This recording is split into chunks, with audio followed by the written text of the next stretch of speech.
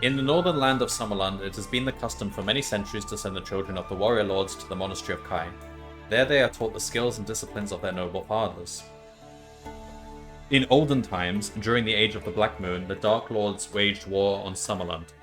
The conflict was a long and bitter trial of strength that ended in victory for the Somlending at the Great Battle of Gorge. King Ulnar and the allies of Duranor Darkland armies at the pass of Moitura and forced them back into the bottomless abyss of Gorge. Vashna, the mightiest of the Dark Lords, was slain upon the sword of King Ulnar, called Summer Sword. So that's what the king sent us to find, the Sword of the Sun. Since that age, the Dark Lords have vowed vengeance upon Summerland and the House of Ulnar. You are Lone Wolf, a young Kai initiate who is learning the secret skills of the Kai Lords. 2 days ago, your peaceful country was plunged into war with a vast Dark Lord army suddenly invaded Summerland and completely destroyed the Kai Monastery. All the Kai Lords were in attendance for the Feast of Fairman, and all were killed, as the monastery was surrounded and destroyed, the walls collapsing in on the assembled company. You, the only Kai Lord to survive the massacre, vowed then to avenge their deaths. You knew your first task had to be to warn the king, but without the Kai Lords to lead her armies, your country, Summerland, would be unable to mobilize in time to drive the Dark Lords back. Your journey to the capital was perilous indeed. The enemy had overrun much of the country and were marching upon Holmgard, the capital itself.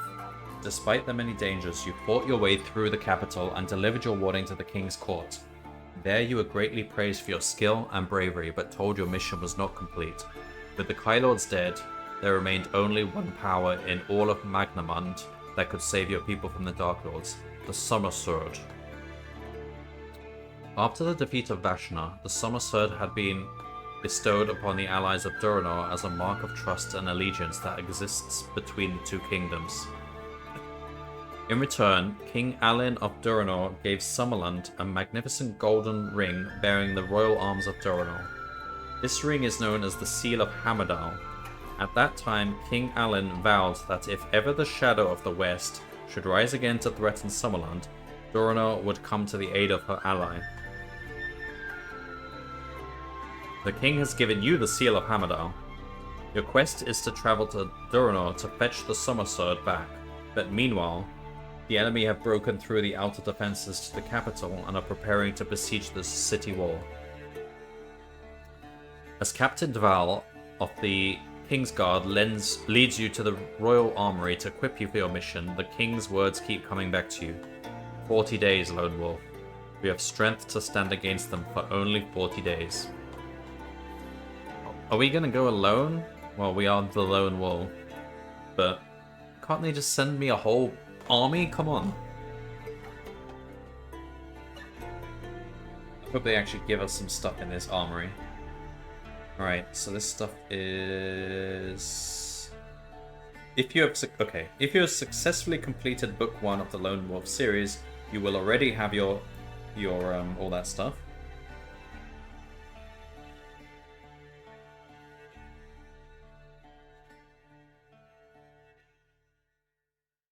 You may choose one extra Kai discipline to add to your action chart.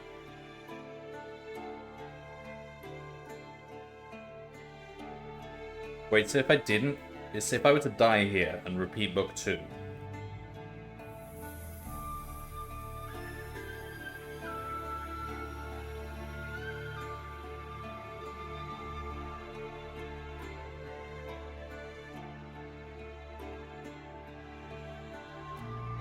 I think either way you still get this bonus. You still get this Kai discipline. Like, it's implied that you have gone through Book 1 because that's part of the story.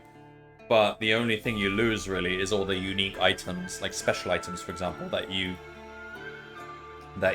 had, like that pendant, which we did have. So we still have that. You would lose those, and they could be useful. So if I were to repeat Book 2, you still get this extra Kai discipline, I believe. Alright. Continue. So we've got camouflage, so we can choose one more.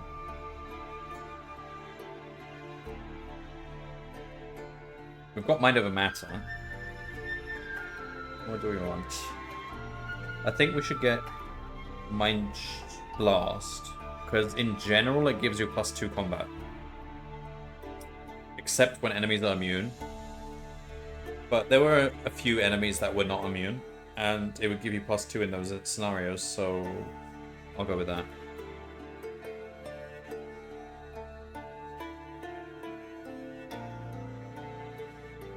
So we've got the Seal of Hammerdale. And we got a backpack, yeah! Guard Captain Dval leads you to the Royal Armory, where your green tunic and Kai cloak are taken from you to be repaired and cleaned. While you await their return, Captain Dval hands you a pouch of gold for your journey. We've got 14 gold crowns, nice. On a large table in the center of the armory, a number of items have been laid out for your choice. You may take any 2 of the following. Alright. Alright, what are we skilled in again? Mace.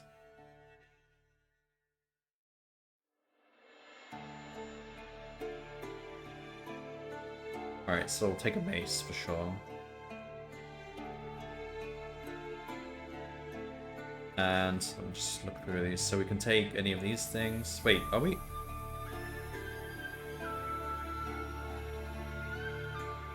Oh, we've got 50 gold crowns. We're at max money. We've still got the Crystal Star Pendant. We don't have the gem. We've got a helmet. Okay, useful.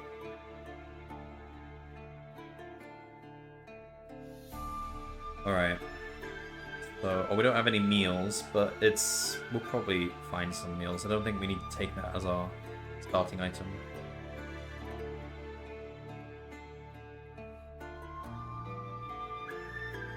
So we've got the mace, that was the most important thing. Healing potion. This can restore 4 endurance points to your total. 1 dose. I feel there's no point taking healing potion, because you might as well just take chainmail waistcoat. Then it's just like a 4 buffer. And it's always there whenever you heal back up, so there's no reason to take healing potion over chainmail waistcoat.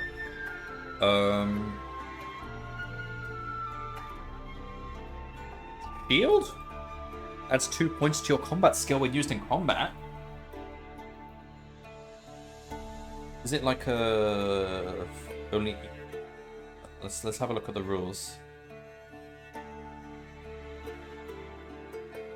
Is there like in D&D how you have like 2-handed weapons and stuff? Are we allowed to? There's no rules like that. I think you're just allowed to use the shield with any weapon.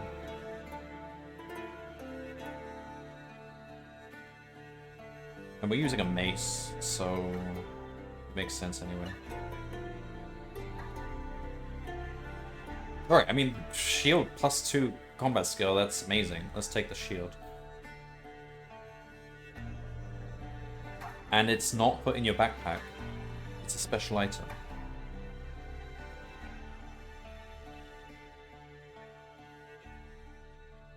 Any other special rules about it? Okay, no. Yeah, take the shield.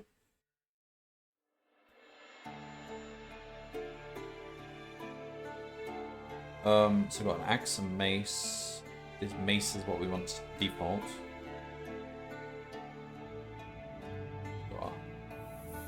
Shield. Pretty good. Our combat skill is kind of just above average. Okay. Continue then.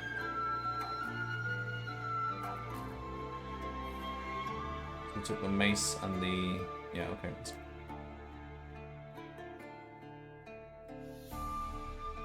Wait, let me look at that again.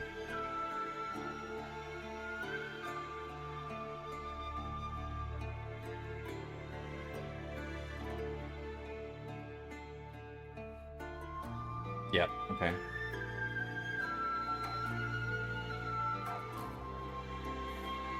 We're still initiate. I think it's like every 5 books or something you can go up a rank.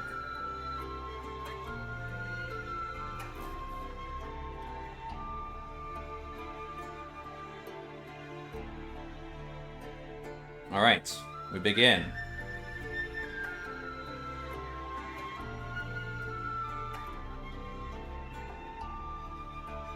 Captain Duval and his guards escort you to the Citadel gate where a small covered wagon awaits you. As soon as you clamber in, the gates are thrown open and you are hurried away through the crowded streets of Holmgard. After a short but uncomfortable journey, the wagon stops and the driver pulls open the canvas flap. This is the key, my lord. There is your ship, the Green Scepter. As he speaks, the driver points across the quay to a sleek trade caravel anchored near to the harbour wall. The first mate's name is Ronan. You will find him waiting for you across the square at the Good Cheer Inn. Then the driver bids you farewell and quickly disappears into the teeming crowds. You reach the inn to find the front doors locked and the window shutters barred. You are trying to decide what to do next when a hand grabs your arm and you are pulled into darkness. What? Well, we're quite strong now, so let's grab our weapon. You're about to strike when your assailant shouts, "I am Ronan, my lord, I mean you no harm. So why did you grab me and shove me into the darkness? Why did you have to do that?" You manage to divert your blow at the last moment and your weapon smashes the back of a wooden chair. The beads of sweat that have broken out on the sailor's face appear to confirm that he speaks the truth. Lower your weapon and return to 160. Oh dear. Forgive me, my lord, I did not mean to startle you. The man seems nervous and the open hand that is extended towards you is shaking quite visibly. With some caution, you accept the gesture of friendship and sit with the man at a tavern table. The place is deserted save for a couple of mice gnawing at a large chunk of cheese. Captain Kalman has instructed me to take you to the Green Scepter, but only if I am sure that you are the Kai Lord they call Lone Wolf. Can you prove your identity? You decide you must show your mastery of one of your Kai disciplines.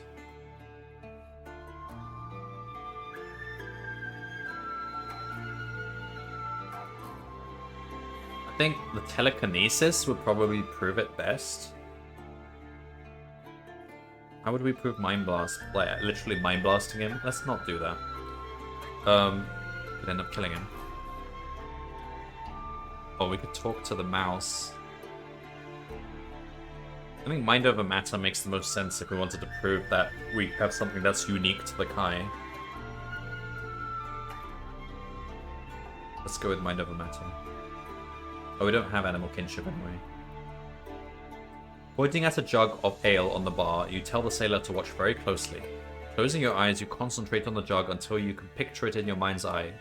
As you will the jug to rise in the air, you hear the sailor gasp in amazement. "You are indeed a Kai Lord," says the sailor, but the astonishment on his face quickly changes to an unpleasant sneer. "Or should I say you were?"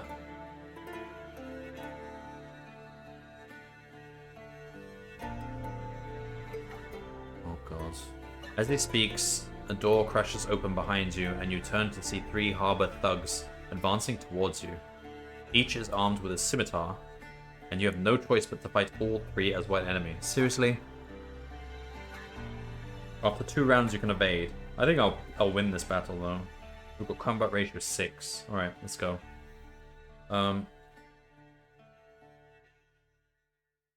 Fighting humans.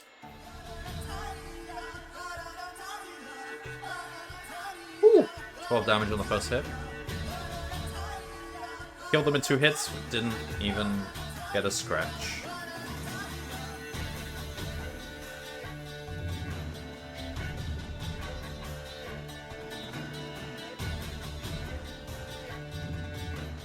The sailor who claimed to be first mate Ronan seems to have escaped during the fight.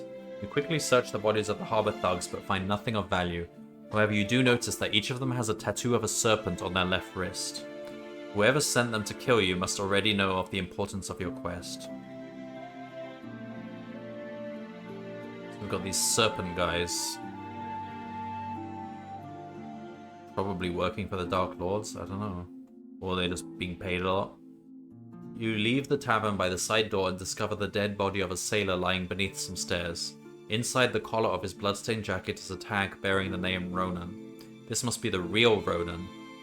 Oh. He has been murdered. You cover the body and turn towards the quay, where the green scepter is anchored about 300 yards from the harbour wall.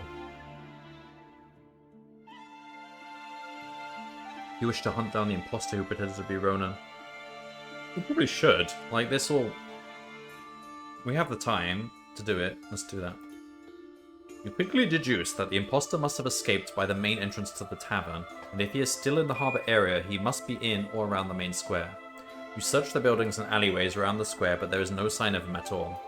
Rather than waste more time in a fruitless search, you return to the quayside and untie a small coracle from its mooring. As you row towards the green scepter, you begin to feel uneasy that so early in your mission your enemies seem to already have found you.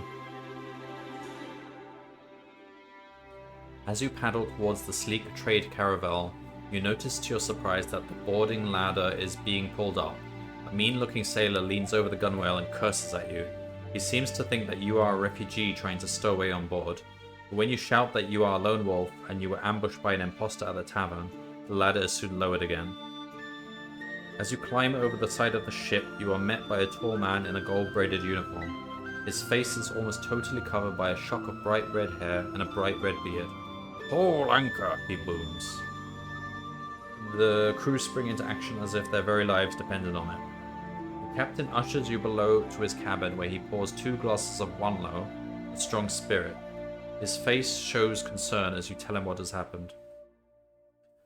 "There is evil treachery at work, and the enemy already has plans afoot to thwart your quest," he begins when you've told your tale. "It seems that you have lost the element of surprise, and I have lost a courageous first mate. Let us only hope that the voyage to Duranor be swift and safe."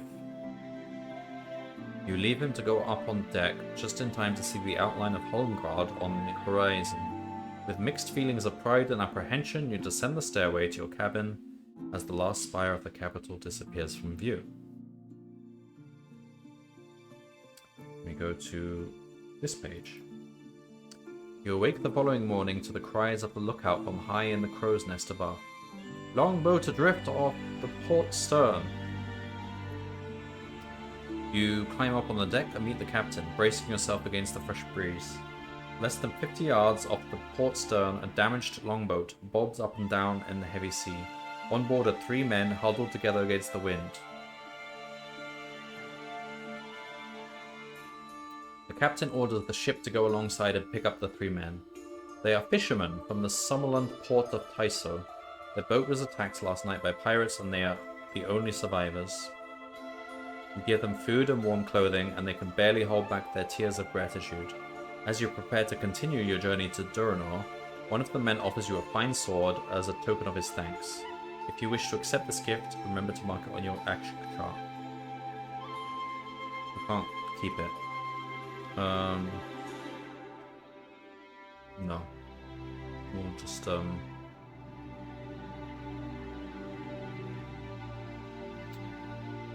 keep the axe and the mace. After 3 uneventful days at sea, you find shipboard life rather dreary. If you have the Kai discipline of healing, any endurance points that you may have lost on your adventure so far are restored. This will bring your endurance point... Okay. On the afternoon of the 4th day, you were talking with an injured sailor up on deck when you smell smoke seeping from the hold. We're at full health anyway.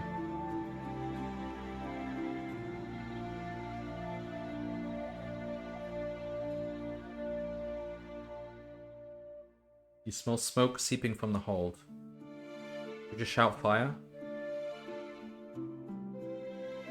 Yeah, shout fire.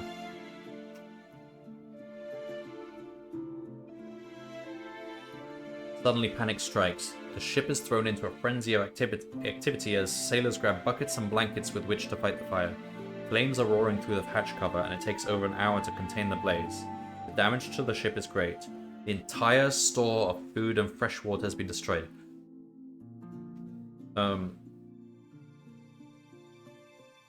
Water just evaporate, or I guess the containers that held the water broke and it just spilled and stuff. And the midsection of the ship badly weakened. The captain appears from out of the smoking hold and approaches you, his face black with soot. He's carrying something in a bundle under his arm. "We must talk in private, my lord." he says quietly. Without replying, you turn and follow him to his cabin. After taking care to close his door, the captain opens the mysterious bundle and tips the contents onto his cabin table. A large charred earthenware jug and several blackened rags drop in a heap. They give off a strange oily smell. This was no accidental fire, he says solemnly.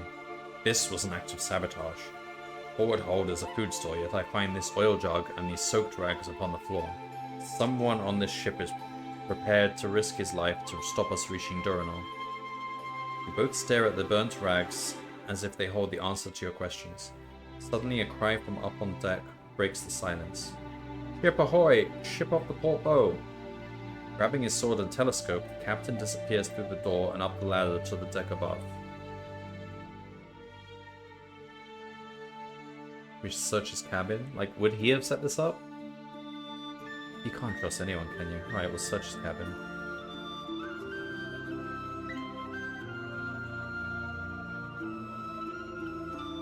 Keeping one eye on the door, you quickly search the drawers of an ornate chart table. There does not appear to be anything unusual about the contents. You find mainly charts, island maps, and navigational instruments. You're about to abandon this fruitless search when you notice a small lever hidden below the tabletop. You push it and a panel flips open to reveal a small wooden box with a brass lock. Use the Mind Over Matter skill. You focus your concentration on the small brass lock. After a few seconds, you hear a faint click that tells you that the inner latch is now unlocked. Inside is a scroll bearing the royal seal of Summerland, containing confidential orders about your mission to Duranor. As you put the box back into its hiding place, you notice that a deadly trap had been hidden in the lid. Your Kai discipline has saved you from the swift death of a poison needle. Closing the drawers, you quickly check that nothing looks as though it has been disturbed before just joining the captain on deck. So, like, okay, nothing suspicious about this. Those are his orders. We almost killed ourselves over nothing.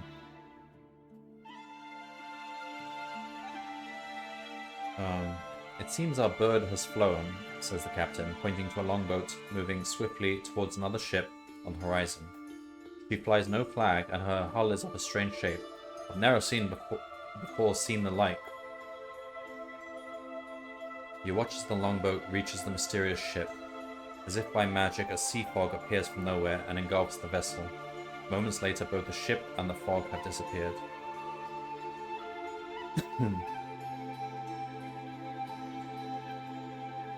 There's a lot of random rolls here. For choosing the branches.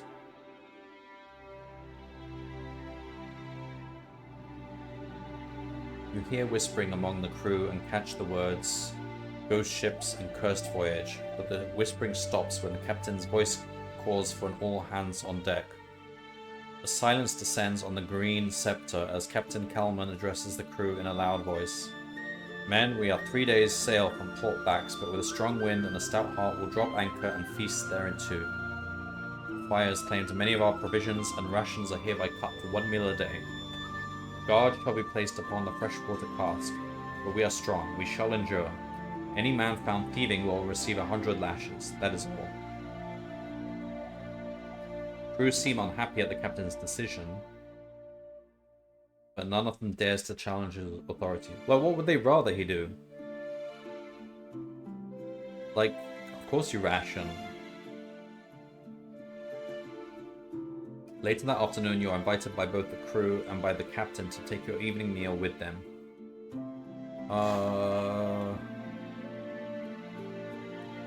Be with the crew. Try and get on good terms with them, I guess. The crew's quarters are cramped and stifling, but despite a lack of space and a poor evening meal, so poor that in fact you lose 2 endurance points. Is it not the same meal as if we ate with the captain? Oh, whatever. The men are pleased that their invitation was accepted and you are treated as an honored guest. After supper, they invite you to play portholes with them and wager a little gold on the fall of the dice.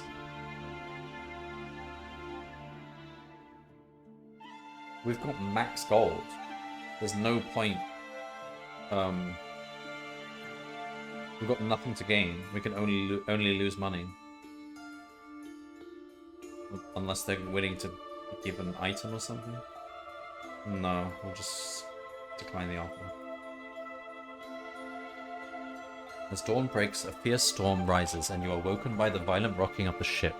The floor of your cabin is awash, and the shouts of the crew can hardly be heard above the howling wind. You quickly dress, gather up your equipment, and make your way to the deck. You are soon joined by the captain, who takes hold of your arm and orders you to return to your cabin.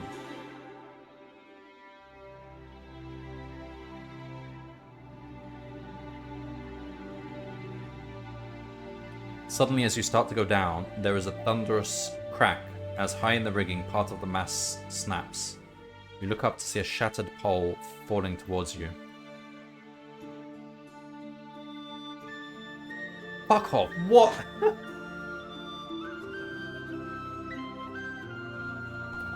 You just insta-death, just like that. And you had no choice in it. You had to roll the dice to decide what happened. You are mesmerized by the falling mast and feel totally powerless to escape. As you are crushed beneath the enormous weight of splintering timber, the last thing you remember are the horrified faces of Captain Kelman and his crew staring down at you. Your life and your mission come to a tragic end here. The mast just falls on us? Oh my god.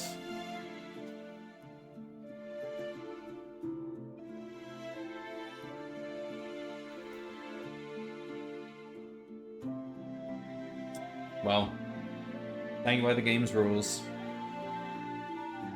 So, we start book 2.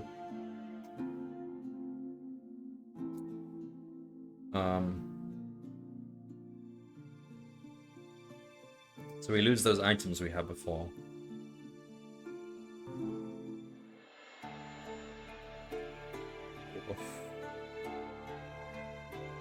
I wonder how many different branches there were, like, on that journey, because we rolled a lot of dice on the ship and stuff. Okay. Alright, starting again. This time we have to roll for skills, so... 13. Not good. Below average. Endurance is alright. Alright, I feel like we're not going in forests and mountains right now, so maybe camouflage is not as important.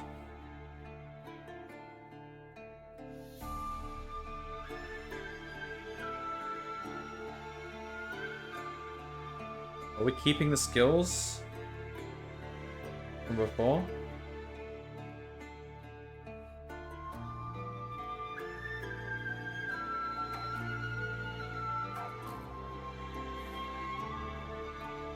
Can you not unchoose them? Well...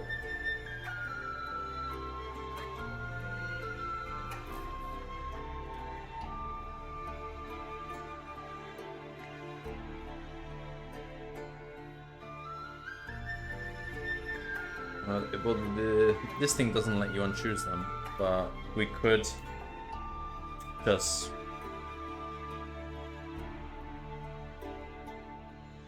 play the book as if, well, I mean, I would probably choose these anyway. I probably wouldn't choose camouflage. 6th Sense, yeah, always choose that. Healing, weapon skill.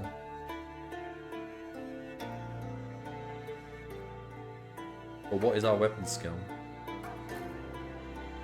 Alright, so we want Mind Blast. Wait, hang on. So we've got 1...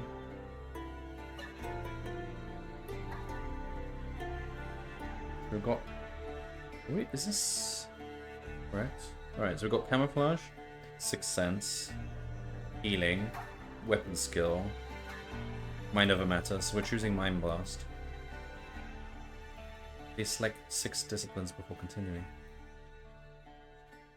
I think this is bugged.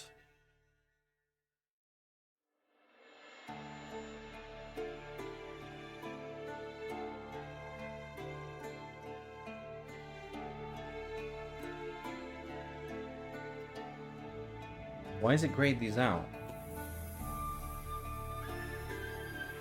It should be added to our... I'm not sure what it's trying to do, but it's grayed them out. Alright, we could just refresh the book and just choose...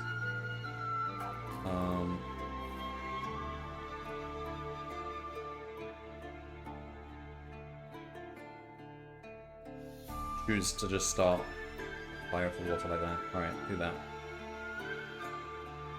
Alright. So... 8 combat skill, 6 endurance points. Nice. We are really good in combat. What should we pick? 6 Sense, healing, weapons.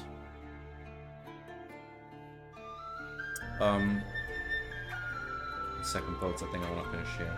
But otherwise, I could be at it for hours if we survive a long time. Wait, we'll do the setup. So we've got Mace again.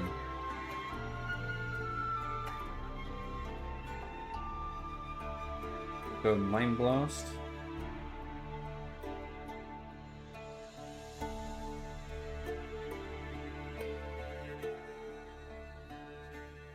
Oh, so now we only get to pick 5.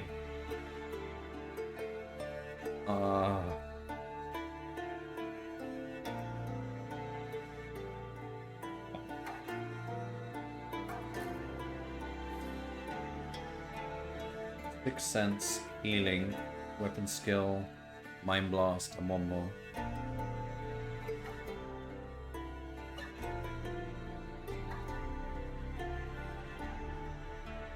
We're going on a ship journey, but also we'll probably be in some towns.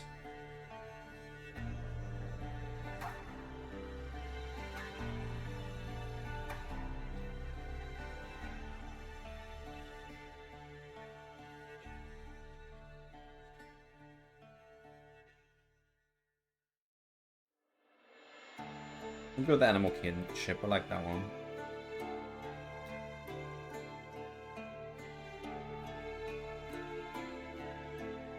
$19, nice. And then we'll take the weapon skill Mace. So we'll take the Mace. And the shield. The shield's really good. Let's take the shield.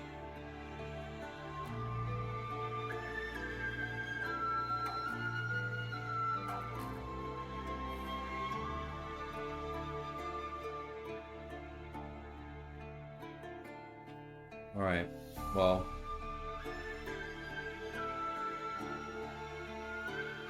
I'll go. Let's check.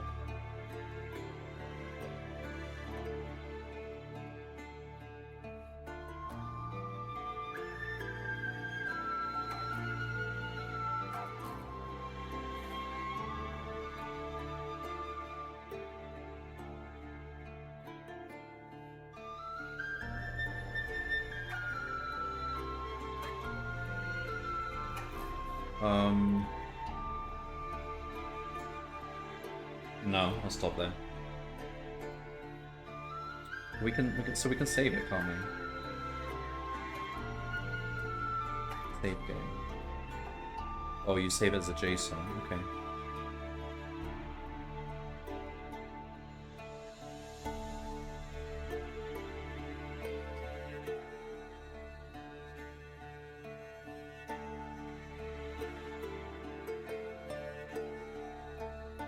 Ended combat results table? Have we been using that? Yes, we'll try it. Same map as before. So we're going from the Holmgard by sea to... I don't remember where we were going.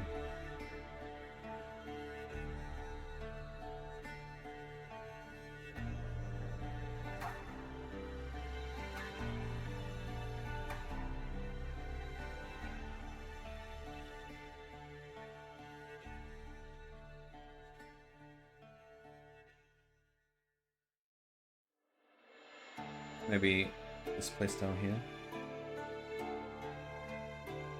Oh no, we're going here, aren't we? I think this is where the sword is. Summer Bird. Yeah. Alright, well, next time. Fire on the water.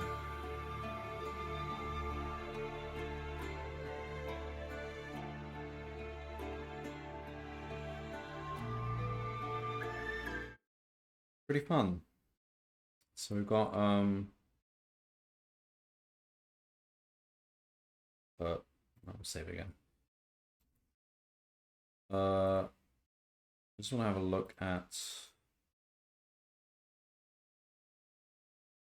There's 29 books to do.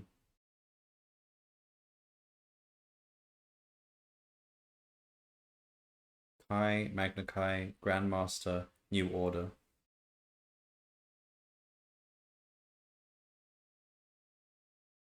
I don't know how long this is going to take.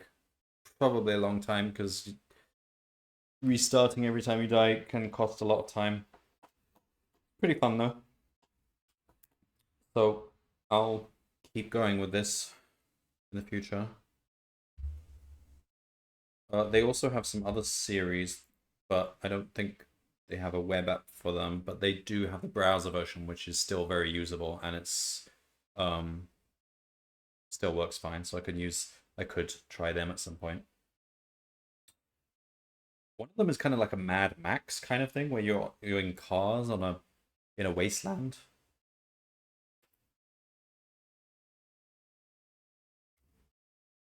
All right then. Welcome back to the Kai Chronicles Lone Wolf series. Oh, where's my chat box gone? There we go. Welcome in, Omara. I tried these after your stream the other day, but when I died in book 2 and clicked restart book 2, it deleted all my book 1 progress, so I stopped. Well, that's how it's supposed to work. That's like following the rules of the book correctly. If you want to keep your book 1 progress, you would have to save the JSON file and then reload that JSON file next time. But if you're following the book, the instructions in the book, like to the letter, you don't get to keep your book 1 progress if you die. So if you successfully make it from one book to the next, you get a bonus skill, and you get to keep your items from that book. But if you die and you restart the book you're on, then according to the rules, you create a new character, and you don't get to keep any items from before, and you don't get that bonus skill. That's just how it works.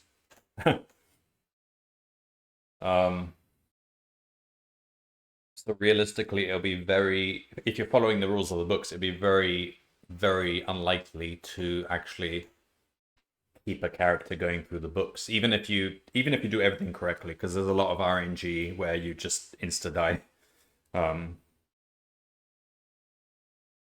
But yeah, I mean the website's coded correctly according to the books, but if you wanted to get around that, then you can use the just save a checkpoint using the JSON file.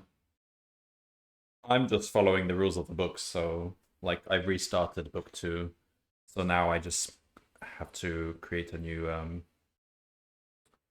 character. All right. So we've just started a new run of book 2.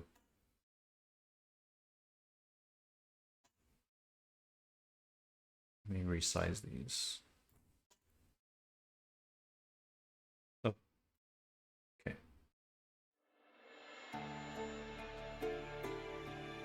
All right, let's have a look. So we've got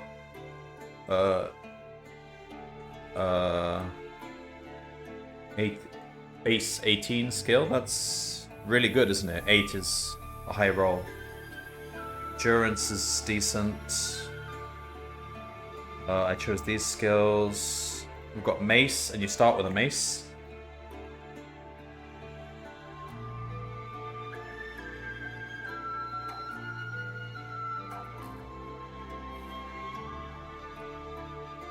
And I chose a shield, because shield's really good as well. It adds 2 points to combat skill. That's great. Alright, so let's begin. Alright, so I'm not gonna read all this stuff out again, but I'll just kind of summarize it. So, in Book 2, we are given a mission to so in Book 1 we reached Ormgard, and then they've given us a ship, and we're going to go to... I don't remember. Do they say?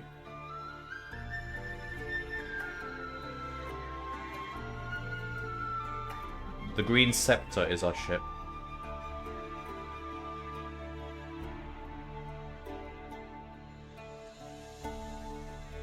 I don't remember where our mission is to go. I think we are going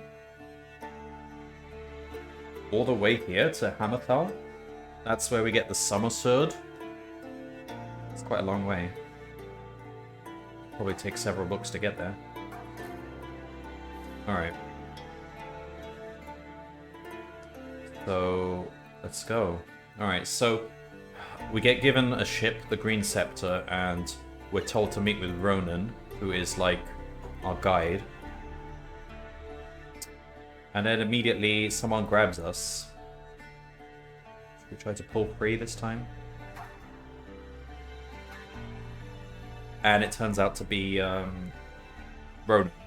But he grabbed us for some reason. Oh, but he's a baddie.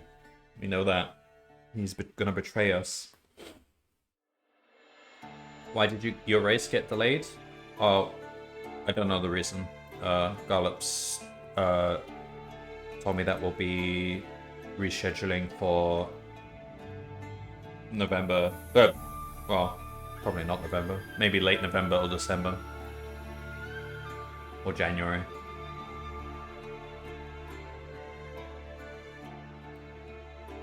What do we do here? Oh, we can do any of these.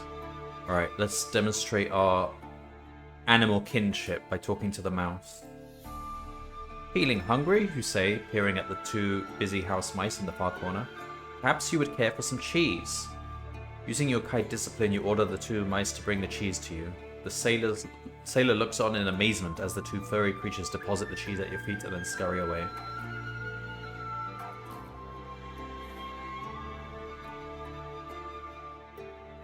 And then, of course, he betrays us, as before. Now we have to fight a bunch of thugs. Alright, let's go. Combat ratio 8, we're gonna win this easily. And... oh, they're on 1 endurance. Okay, let's just kill them.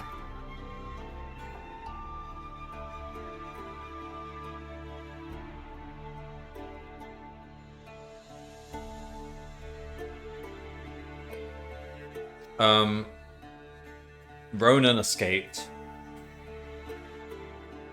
They have... okay, something more important to note is that they've got serpent tattoos on their wrists. So, like, the book shows us pictures sometimes of people we meet.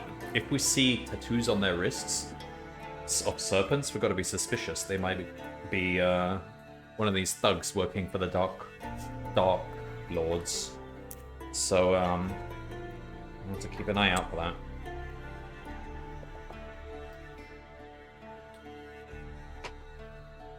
So we found the real Ronan. He's been killed.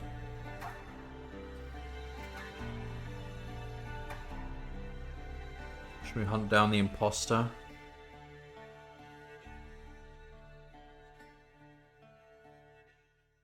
But he gets away. Right. So anyway, we get to our boat. And...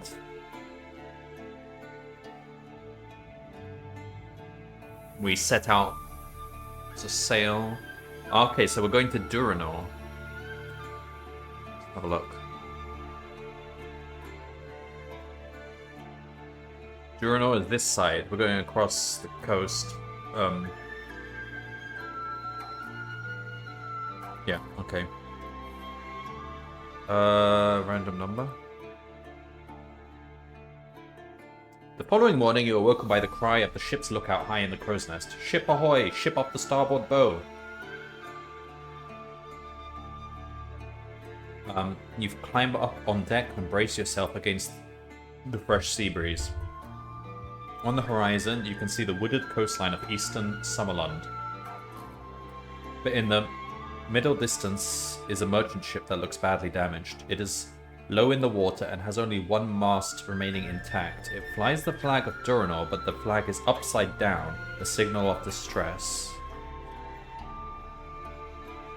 You urge the captain to investigate the vessel, but he ignores your plea and orders the crew to continue with their duties. As the trading ship disappears from view, you stare at it and wonder why the captain was so reluctant to do anything. You descend below deck and take care to lock the door of your cabin behind you. Huh. Maybe he just wants to be careful of pirates.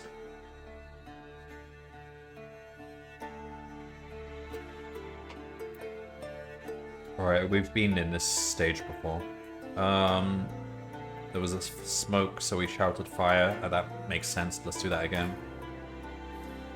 We managed to put out the fire, but we lose a bunch of food and water.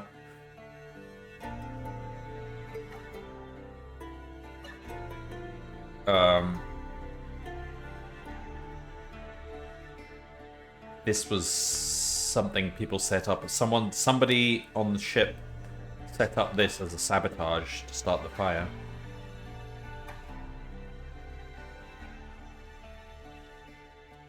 Now there's a ship. Another ship. We'll follow him.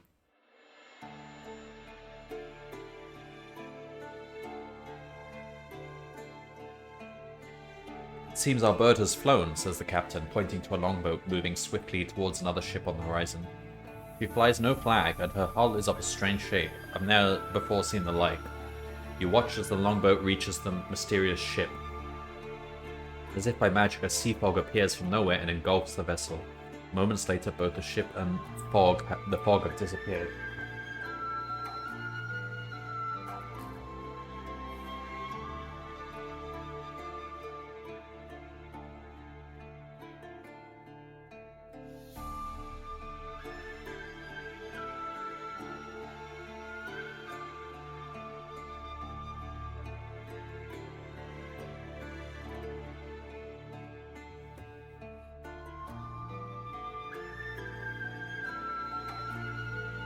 Alright. You hear whispering among the crew and catch the words ghost ships and cursed voyage, but the whispering stops when the captain's voice calls for all hands on deck. A silence descends on the Green Scepter as Captain Kelman addresses the crew in a loud voice.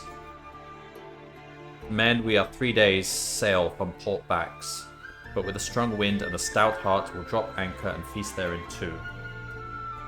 The fire has claimed many of our provisions and rations and are hereby cut to 1 meal a day. Okay, we've seen this before. So, we can eat with the captain or with the crew. Last time we ate with the crew and it was a crappy meal. Let's eat with the captain then.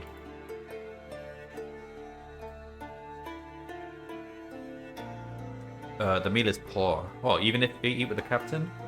Okay. It is made up of yesterday's leftovers, and what the captain tells you as you finish your meager supper confirms your suspicions. I have a confession to make, Kai Lord. The fire destroyed our entire food store. We had barely enough in the galley for this meal. Fear that we will have to survive on a diet of fresh fish until we reach Port Bax. Well, I like fresh fish. Unless you have food in your backpack, the poor meal leaves you hungry and you lose 2 endurance points. Alright.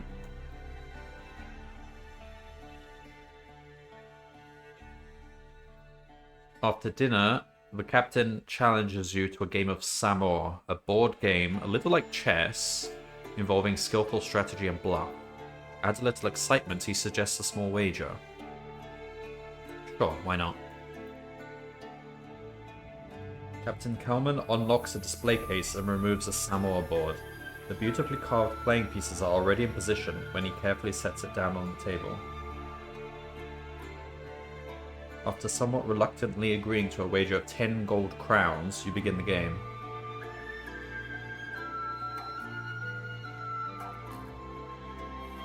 Do we have Sixth Sense?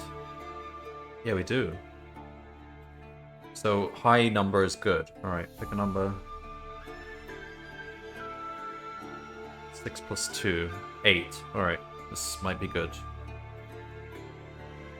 Congratulations, Lone Wolf, says the captain as he wipes the sweat from his furrowed brow. You are a masterful player. He reaches into his waistcoat pocket and hands you a small pouch containing 10 gold crowns. You thank him for the game and offer him the chance to win back his stake the following evening. With a wry smile, he accepts your offer and bids you good night.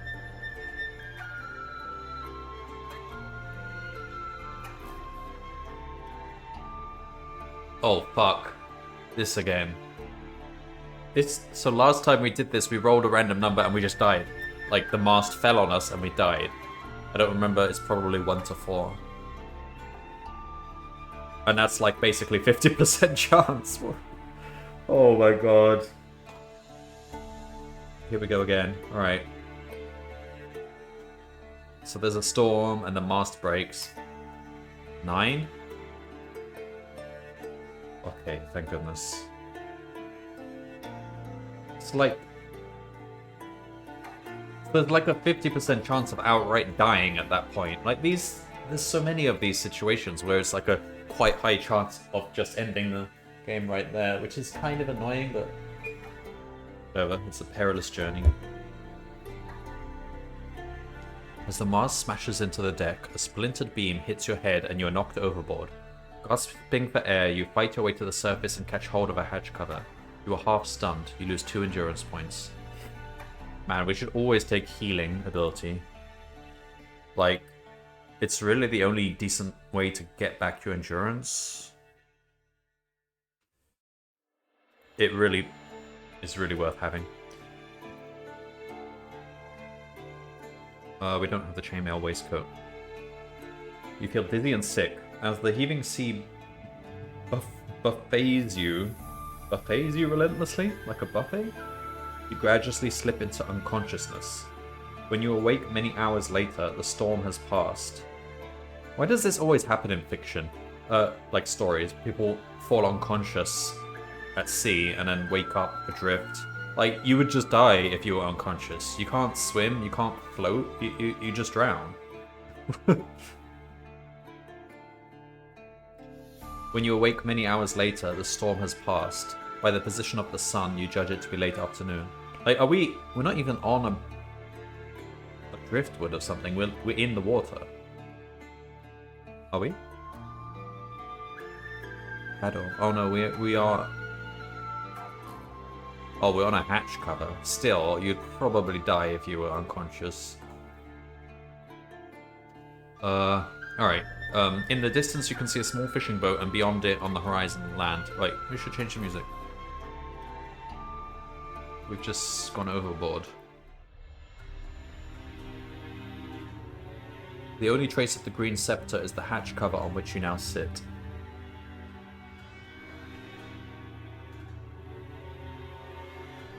Yeah, let's signal the fishing boat.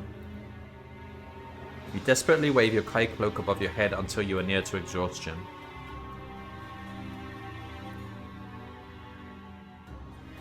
You are in luck, for the boat has seen your distress signal.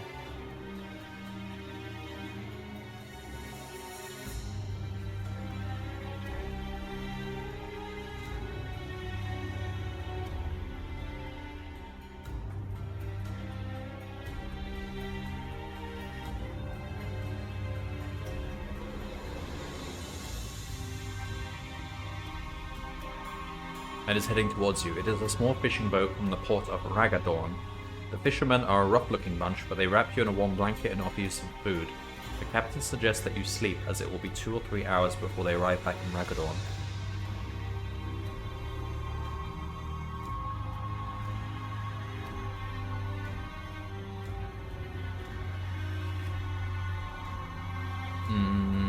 I'll stay awake. Ragadorn is there. It's like midway.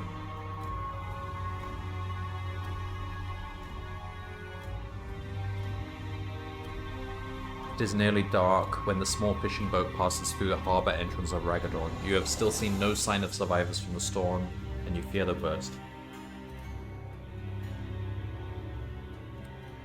You notice that 3 of them fishermen are acting very suspiciously. They whisper to each other and their eyes often glance at your money pouch. Why is everybody suspicious? Everybody's against me. As the boat sails into the estuary of the River Dawn, they surround you and demand that you hand over all your gold. You're about to fight them when an unexpected blow from behind knocks you to the deck. You see one of the fishermen raise his foot. As it strikes your head, suddenly everything fades into darkness. Why does this always happen? Oh my god, we just lost everything.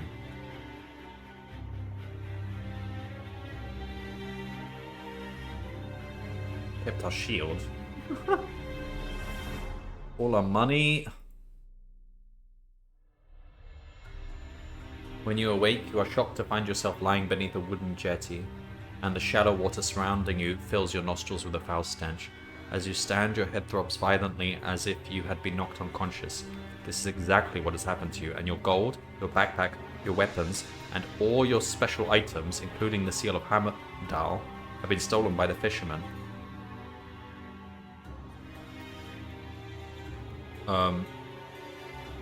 There's a little footnote saying, in the collector's edition, you do not lose any of your special items except for the Seal of Hamadal. You may choose to follow these instructions instead. Alright. I will keep my shield, thank you.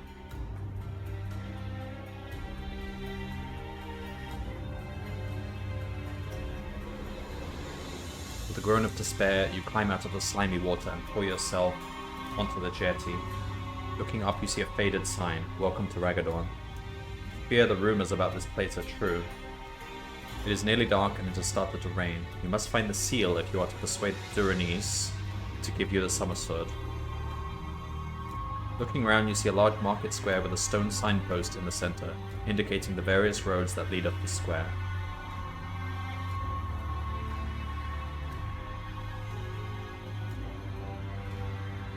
Ugh. Going back to the jetty makes the most sense. Like, if we can find the fishing boat, if they haven't set off again.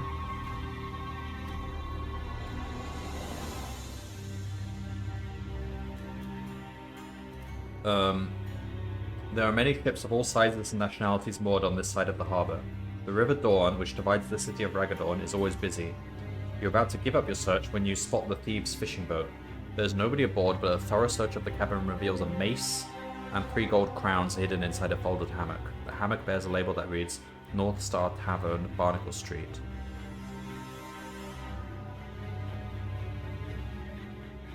We'll take the mace. That happens to be what we need. Alright, so we've got 3 gold crowns. North Star Tavern, Barnacle Street. Well, let's try and catch up to them.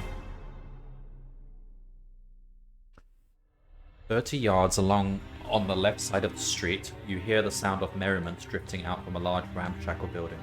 There's a creaking sign above the door. Sure, let's go in. The tavern is full of brigands and drunks.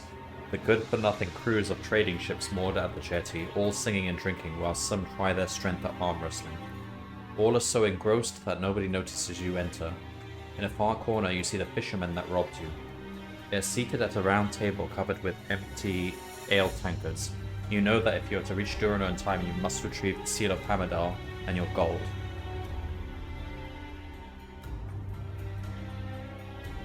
Alright, we should just confront them. Please don't let this be an insta-death. The fishermen stare at you with open mouths as if they have just seen a corpse return from the dead. Suddenly, one of them kicks over the table and they make their escape through the back door of the tavern. In one bound, you leap over the table and pursue them out of the tavern into the darkness beyond. Yeah, keep up with them. We need that stuff. The back door opens onto a small square, in the center of which is a large tomb. The fishermen have disappeared into the gloomy streets. All, that is, except one who has slipped on the wet cobblestones and knocked himself out. He is lying in the gutter with his face submerged in a puddle. You roll him over with your foot and search him. You discover 5 gold crowns, a dagger, and to your great relief, the Seal of Hamadal on his finger. Alright.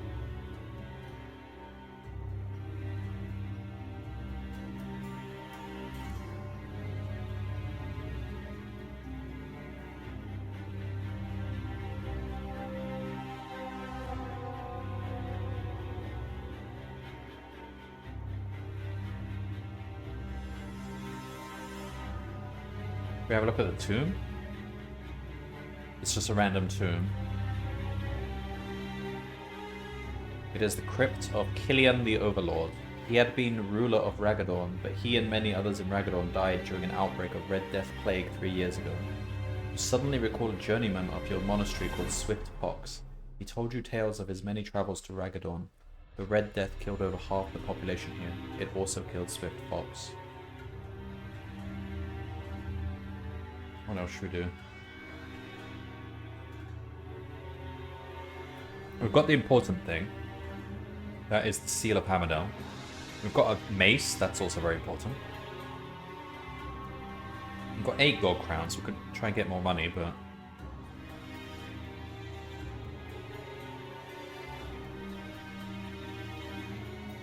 We lost our backpack again. Go to the tavern. As you re-enter the tavern, you can see that most of the sailors are clustered around the center table to watch an arm wrestling contest. Should we enter the contest? A grim-looking sailor is challenging all comers to an arm wrestling contest. He is so confident of winning that he will pay 5 gold crowns to anyone who beats him. As you approach his table, a serving girl whispers in your ear, "Be careful, stranger. He is an evil man. He breaks the arms of those who lose, and murders anyone who beats him."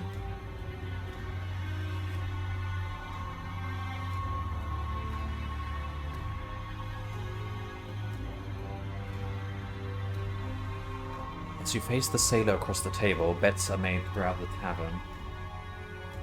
If you have the Kai discipline of Mind Blast, turn to 14, okay?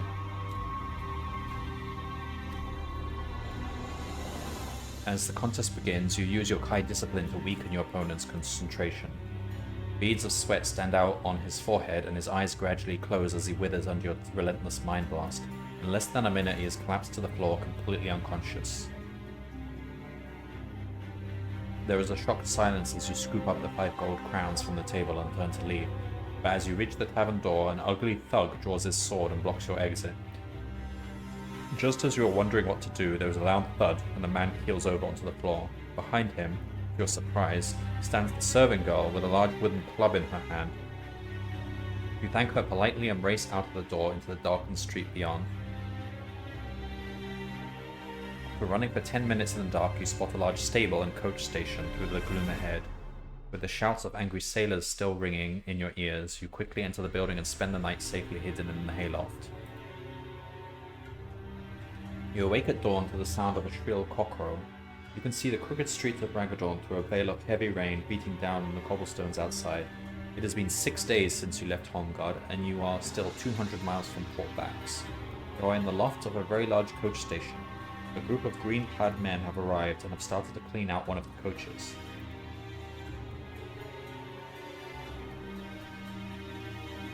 You overhear one of them say that the coach leaves for Port Bax at 1 o'clock this afternoon, and that the journey will take 7 days. So we don't eat.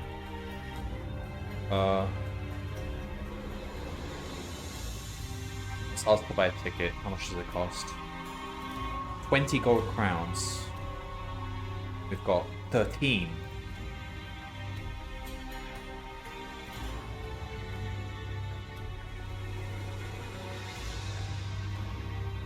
Opposite the coach station is a narrow street leading to a gaming house with a sign outside. No weapons allowed inside. You are excited by the chance of being able to win some gold, and you quickly enter. Any weapons you may have must be left with a guard at the door. You can recover your weapons when you decide to leave. You are given a silver token worth 1 gold crown that can only be used in this gaming house.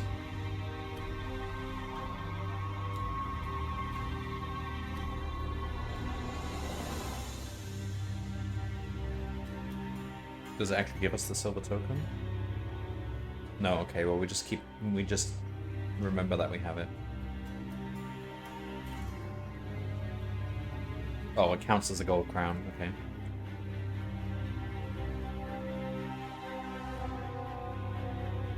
The entrance hall opens out into a huge room where many gambling games are in progress. One that catches your eye is called Cartwheel. At one end of a long table, an attractive young woman spins a black dish divided into 10 sections marked 0 to 9. As the dish spins, she drops a small silver ball into which it eventually comes to rest in one of the numbered sections. Several merchants are seated around the table, and they are betting heavily on the fall of the silver ball.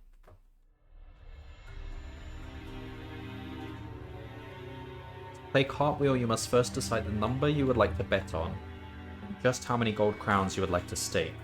Make a note of these numbers, and then pick a number from the random number table. If you pick exactly the same number, you win 8 gold crowns for every 1 gold crown that you gamble.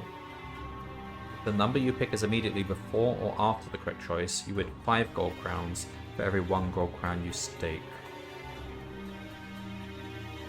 There is a limit to how much you can win on this table, 40 gold crowns. You may play as many rounds of Cartwheel as you wish until either you lose all your gold crowns or you decide to pick up your winnings.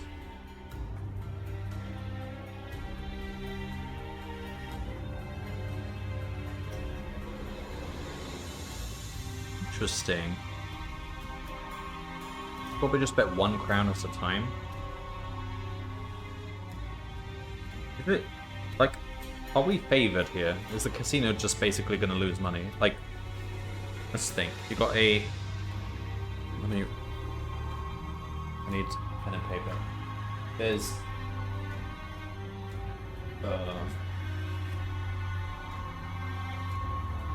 0 to 9. Okay, so there's 10 slots.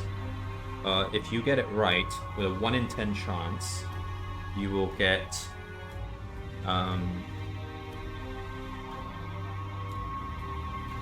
8. So if you bet 1 gold crown, you'll get 8 if you get it right. And the 2 spaces either side, so that's basically 2 in 10 chance of happening, you would get 5. And then any other space, so that leaves 7 out of 10 spaces, you would get 0. So your expected earnings are...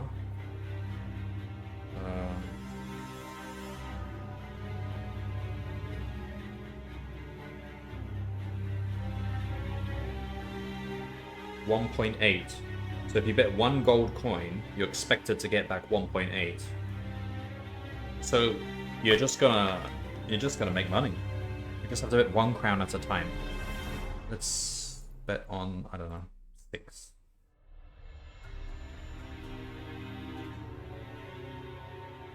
Wow. We immediately got 8 gold crowns. Okay.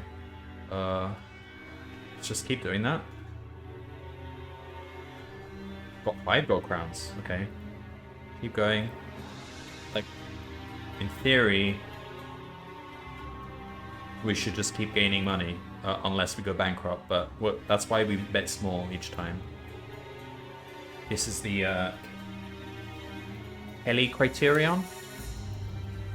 The Kelly criterion says that if you're playing a game which is in your favor, then there is a certain percentage of your wealth that you should bet, which is optimal.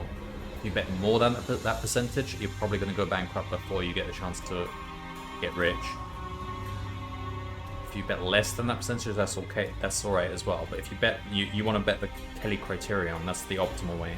I don't know what the Kelly criterion is here. I can't be bothered to calculate it, but just keep going.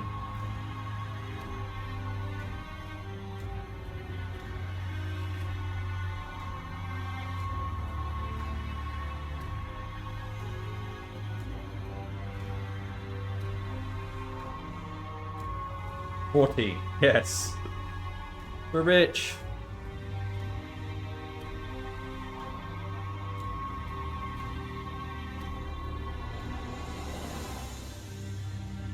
So how much money do we have now? 50. Nice. Alright. We're well equipped. We've got the mace, we've got a shield. Let's buy a ticket.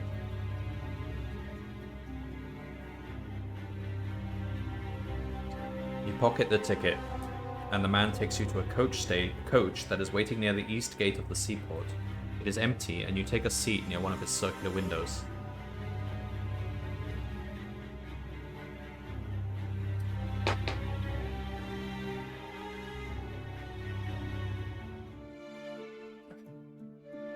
You are relieved to find that the seat is quite comfortable. For the journey to Portbacks will take 7 days. Stowing your equipment beneath the seat, you settle back in comfort and doze off.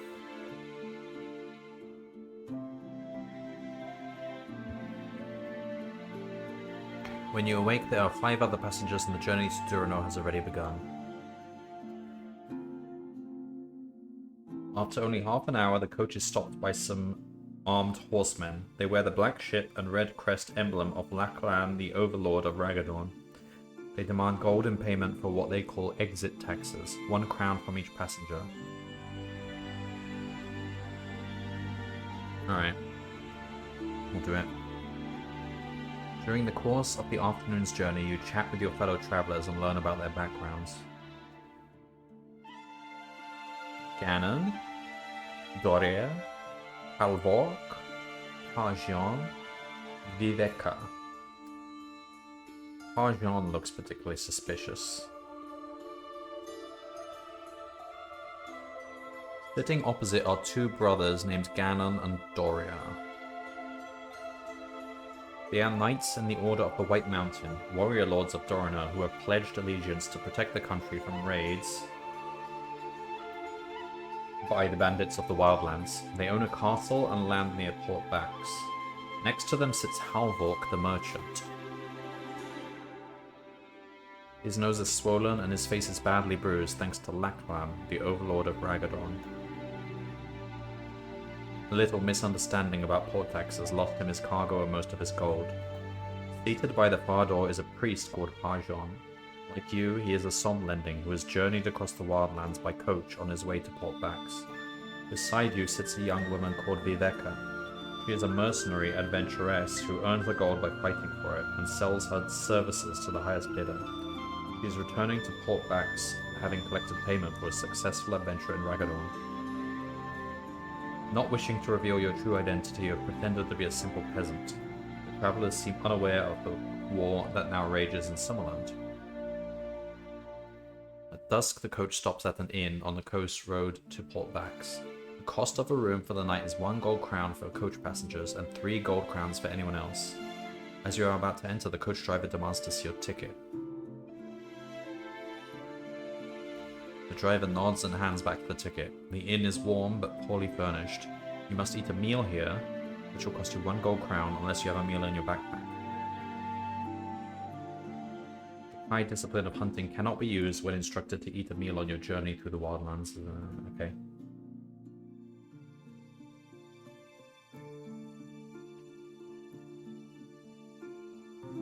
Honestly, might as well just not eat, because we get back the endurance in 3 turns because of our healing ability. Just starve ourselves on purpose. But we'll pay the 1 gold for the room. You sleep deeply without being disturbed before rising at dawn, gathering your equipment and joining the others as they board the coach. For 2 days and nights, the coach follows the trade route across the flat, treeless wildlands. It stops only to allow the driver to sleep.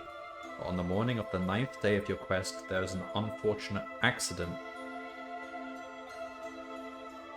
You are traveling along a narrow section of coast road which follows a dizzy course beneath high overhanging cliffs. A rock fall has blocked the road ahead and you must stop to clear it.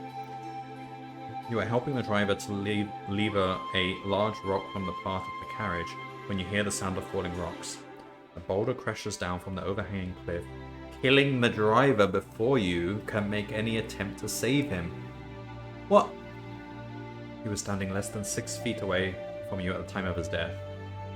I think someone did that on purpose. You sense that someone is on the cliff above and that you were the intended victim of their attack. Someone is trying to kill you.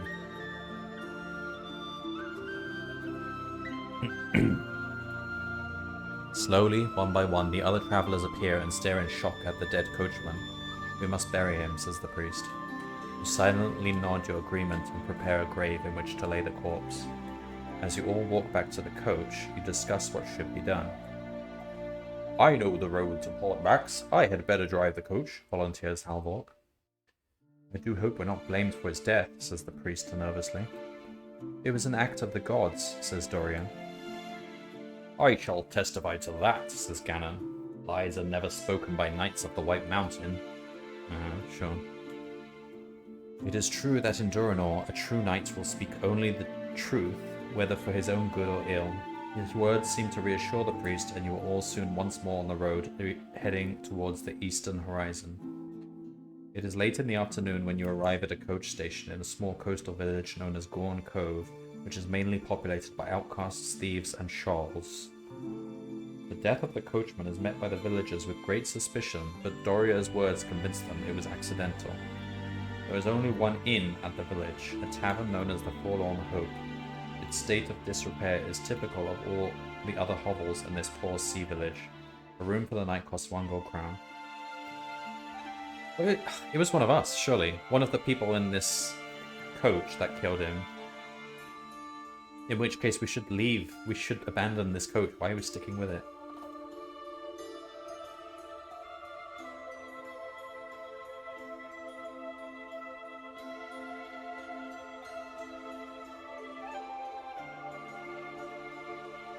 The innkeeper is a thin old man with only one eye.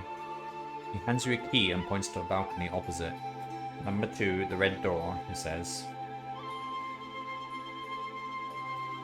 The other travelers each pay their 1 crown, collect a key, and make their way across the crowded tavern floor towards the stairs. We must make plans for tomorrow, says Dorian. The others all nod in agreement. I suggest we meet here in the bar in 1 hour to decide what to do. As you close the red door of your room, for some unknown reason you recall the words of Captain Kelman when you left Holmgard Harbour. There is evil treachery at work, and the enemy already has plans afoot to thwart your quest. An hour has nearly passed when your thoughts are disturbed by a knock at the door. It is the innkeeper, and he is carrying a tray of hot food.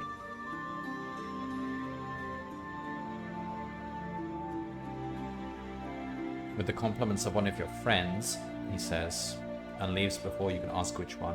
You have not eaten today, and the food smells most appetizing. It's poisoned, isn't it? I'm not going to eat it.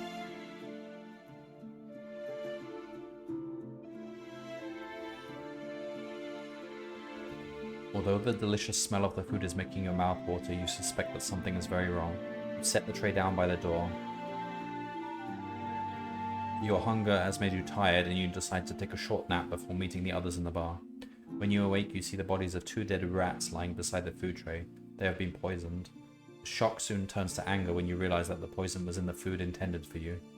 You grab your equipment and leave the room, intent on discovering your would-be assassin.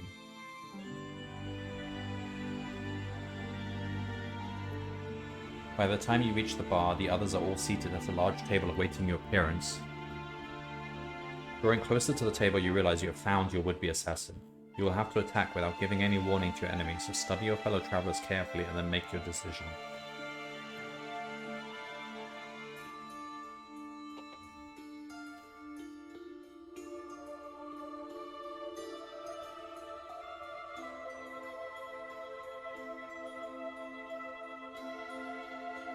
Wait, do you remember their faces? Okay, this guy was the merchant, Halvok. These 2 are the knights. Doria and Ganon. That's Viveka. That on the left is Parjan. Oh, and he's got the tattoo. He's got the snake tattoo. Like, if they would just, you know, like hide their tattoo and not have it in the first place, then, you know, it'd be easier for them to get me. It's Parjan.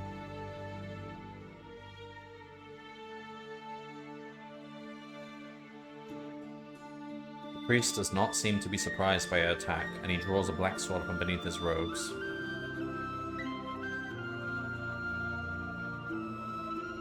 Ooh. Dead in 2 hits.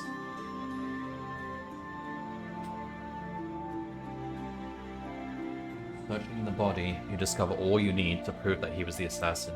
Inside his pockets, you find a half-empty vial of Gnadern sap, a deadly poison that was used to taint your food. Then there is a scroll written in Jiak, giving details of your expected arrival in Port Bax. He must have located you at Ragaddorn and hatched his murder plans there.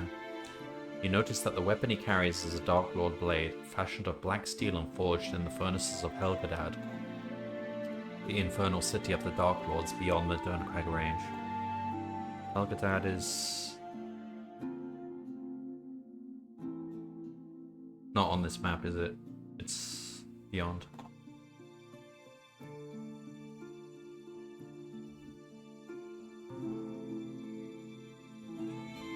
Derncrag range? Is that? Yeah, behind these mountains.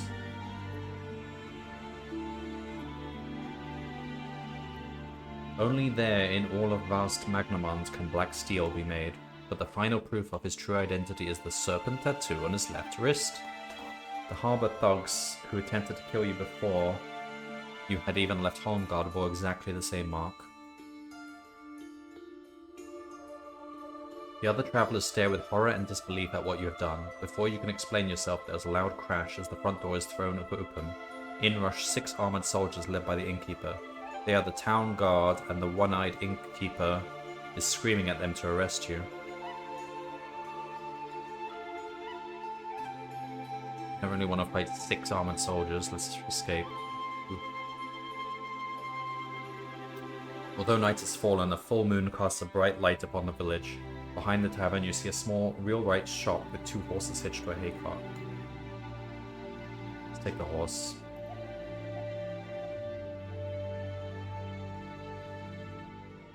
You spur the horse along the twisted village street, cross a wooden bridge, and up a steep path towards the crest of the cove. In the light of the moon, you catch a glimpse of a signpost pointing eastwards. 50 miles, okay. You ride all night without sleep. As the dawn breaks, you are greeted by a startling change of landscape. Barren wildlands have given way to moors and waterlogged fens, and a dark shadow runs the length of the eastern horizon for as long as the eye can see. This is the Duranor Forest, the natural frontier of the Mountain Kingdom where it borders the untamed wildlands. It is indeed a welcome sight. You are no more than a day's ride from Port Bax, but you are tired after your night ride and you must eat a meal or lose 3 endurance points. We haven't eaten this whole adventure.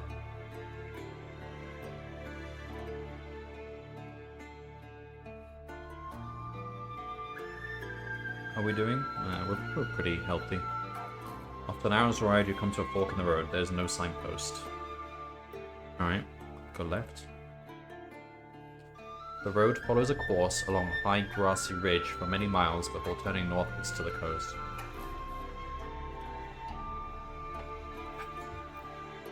You pass a village where the houses curve in a circle around a large pond of stagnant water. As you ride through, a gaggle of Charl children come running towards you, shouting and throwing stones. You descend into the deep valley beyond, and gradually the moor gives way to richer land that has been cleared and ploughed. The hillside opposite is heavily wooded. You are not far from the coast, and you can see the tall cliffs with their multicolored bands of rock jutting out into the ocean. Then, just as you are passing through a small copse, you hear desperate cries for help off to your right. Sure, let's help them. You spur your horse through the tangle of trees until you enter a small clearing. 6 Charls are jumping excitedly around the writhing body of a man on the ground. A strangely carved spear is struck in his chest, and lying dead beside him is the body of a knight of the White Mountain. The creatures are shrieking at each other and appear to be unconcerned with the man's obvious agony. Try to save him. You try to apply your hands to the injured man's chest, but the Charls are pulling at your cloak and trying to drag you away.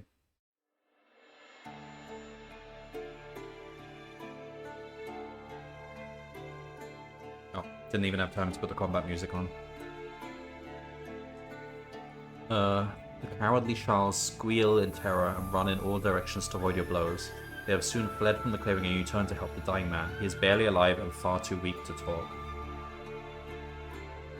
We can't pull the spear out. That will kill him. You have to leave the spear in. We'll take the spear, but I don't think that's really the sensible thing to do here.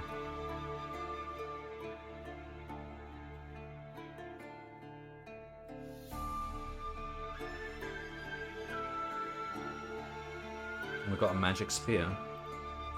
The carved spear is made of metal, yet it feels as light as if it were made of wood. You notice the shaft is covered in runes and magic emblems. As you carefully pull it from the man's chest, he gives a long sigh of relief. You are about to examine his wound when you feel a searing pain shoot through your head. It is so strong and painful that you collapse to the ground.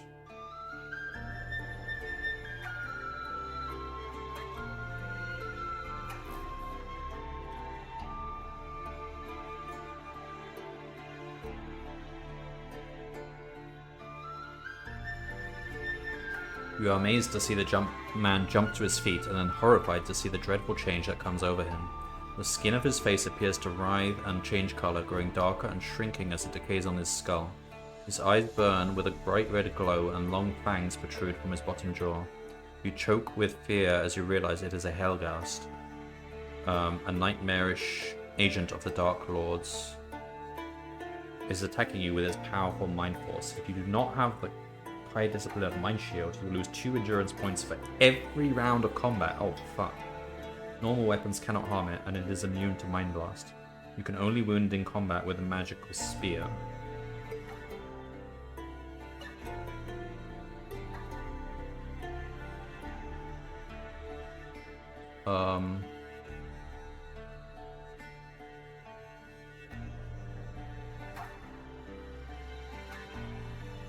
Alright. Damn. -2. That's still not too bad.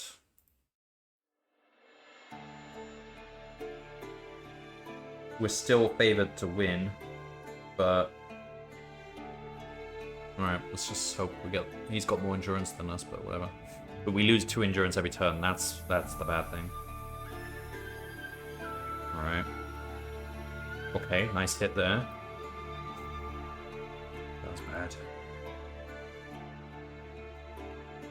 Oh no. Unless we insta-kill him. Damn.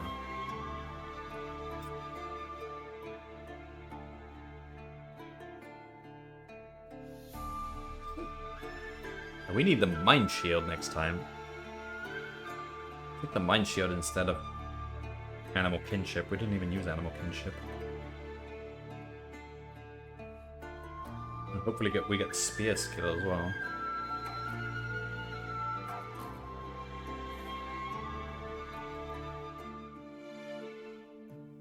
Alright. Start again.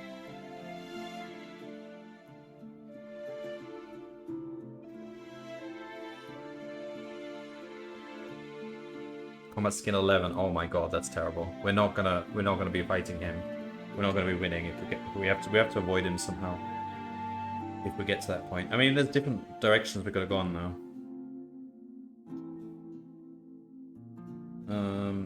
Let's choose camouflage this time. Sixth Sense is good. Healing, definitely. It's good to take a weapon skill, really.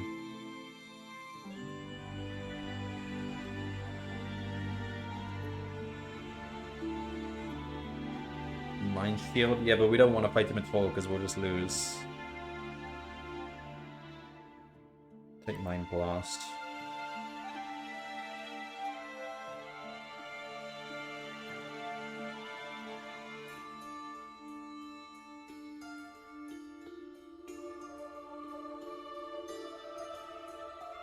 Alright, I'll take a broadsword. Wait, so our skill is broadsword. I'll take a broadsword and a shield.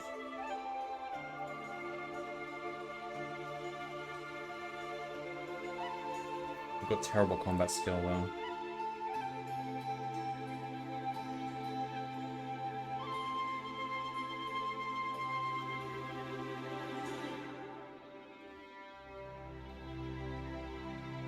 Alright, start this again. So we counter this guy. We can just I don't know. Do this.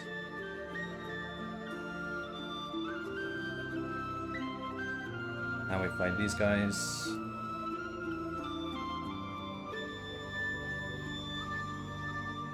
How are we doing? 19. We can kill them. Do we want to though, or should we run away? Keep going a bit. Yeah, okay, we win.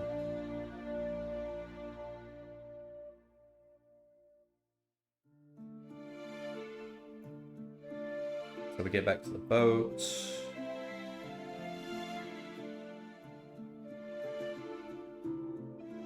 Alright, this is different. The following morning you are woken by the cry of seagulls as they wheel and soar above the clipper. The wind is strong and it fills the sails.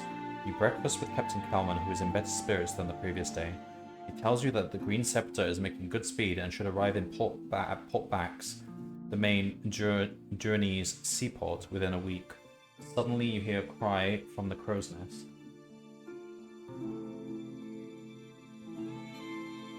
Land off the port bow, land a port. You and the captain climb up on deck and brace yourselves against the fresh sea breeze. That's Madden, the southernmost island of the Kier-Lundin chain, says the captain, pointing towards the sharp rocky coastline in the distance. Wreck Point, the traders call it. Many a ship has ended her days on those granite teeth.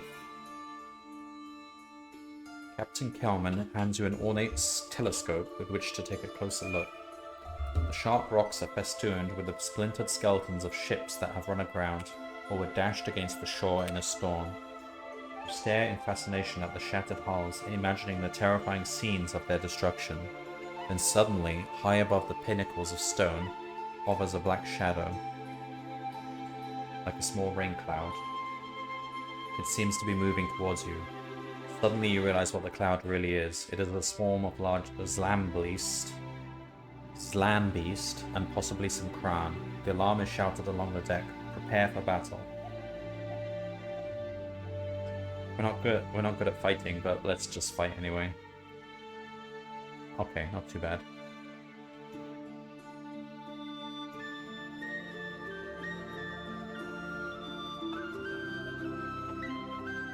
You were right. The cloud is made of a huge Zlambeast and many Kran, a smaller species, but one that is just as deadly. Hanging below their black bellies are nets full of Jacks. As the Zlambeast descend on the Green Scepter, a net of shrieking Jacks crashes onto the deck behind you. Some are crushed in the fall, but many more have survived and waste no time attacking you. You must fight them as one enemy. Okay, dead. Oof, got 17 still, so we should win this. Fierce battle now rages throughout the ship as the evil Jacks fight to win control of the Green Scepter. At least we got the broadsword.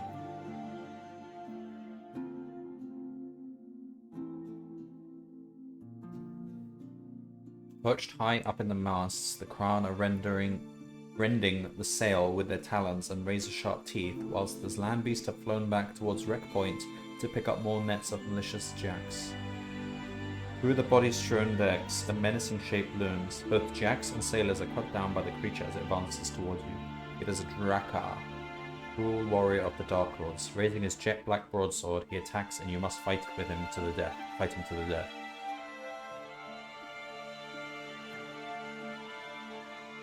Ooh, nice. We win. I should have put the music on. Where is it? Seeing their master slain, the Jacks falter and retreat towards the stern.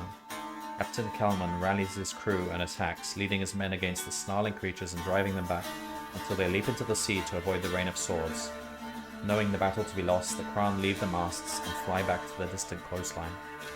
"Oh, thanks, Kaelord," Captain says and shakes your hand. "We are proud and thankful to have you with us." The cheer resounds along the deck as the crew voice their praise. You help tend the wounded whilst repairs are carried out on the damaged masts. Within 2 hours they are complete, the wind fills the sails, and you continue your voyage to Duranor.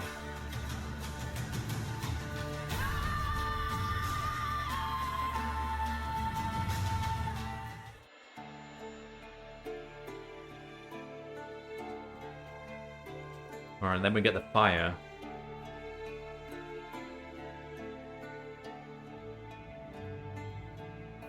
So we're healed again. We should just shout fire. That seems by far the best option. Then we go through all this.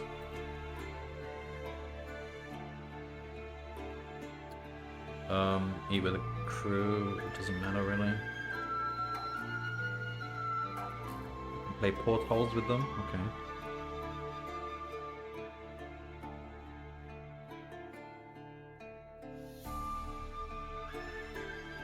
A sailor called Sprog sits beside you and explains the rules of the game Portholes. First, he shows you 2 diamond-shaped dice made of red glass. Each die has 10 sides and they're numbered 0 to 9.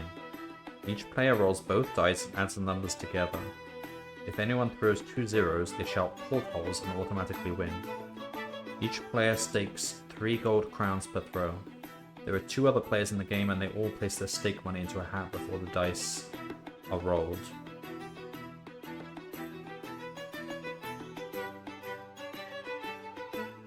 Pick 2 numbers from the random number table for each of the other 2 players and note these scores down. Now pick...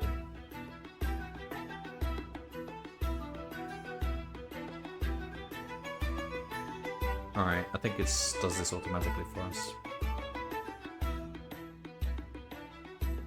We've got 6 gold crowns. Should we play again?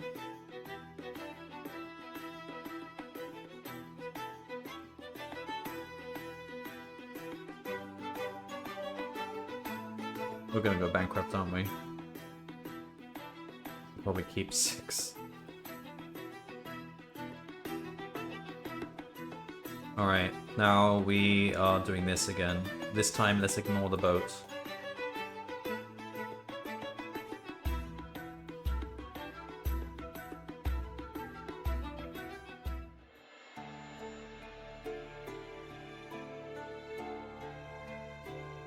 When you're only 50 yards offshore, you slip into the waves and swim towards land. When you finally reach the beach, you sink your fingers deep into the wet sand and slowly claw your way up the beach to the shelter of some dunes. You are exhausted and very hungry. The only possessions that you have saved are your gold crowns, your backpack, and any special items. So we lose our weapons.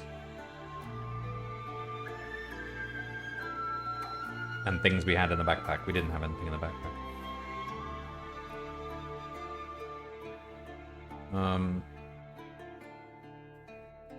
Alright, I'm not gonna eat this. Just kill us. Behind the trees you notice a wide coast running from east to west. In general, we're always going east, aren't we? So let's go east. You walk for over 3 hours along the lonely coast road before night begins to fall. You are very tired and you decide to get some sleep and continue at dawn. You remember the tales told by yokai masters of the wildlands between Summerland and Duranor, where packs of wild dogs roam the wastelands at night. With these stories in mind, you decided to spend the night in the safety of a large leafy tree at the edge of the road. Although you awake to a cold and rain-swept dawn, the branches of the tree and your kai cloak have kept you warm and dry during the night. Looking along the coast road in the distance, you can see a wagon heading towards you. Sure, let's flag it down.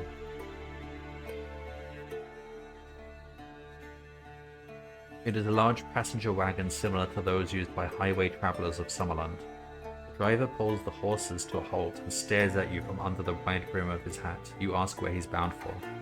We're bound for Raggadorn, due there by noon today. The seat will cost you 3 gold crowns, but you can ride on the roof for only 1. Wait, is this the coach with the bad guy in it?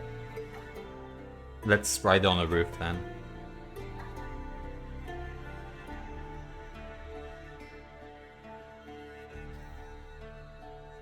You wrap yourself in the kai cloak and raise the hood. The driver shouts and whips the horses, and soon you are on your way along the tree-lined coast road to Raggadorn.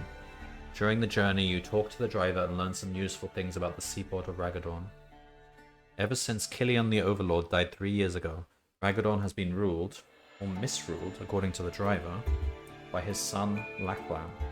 It seems that he and his men are nothing more than pirates. They tax the people heavily and murder all who oppose them.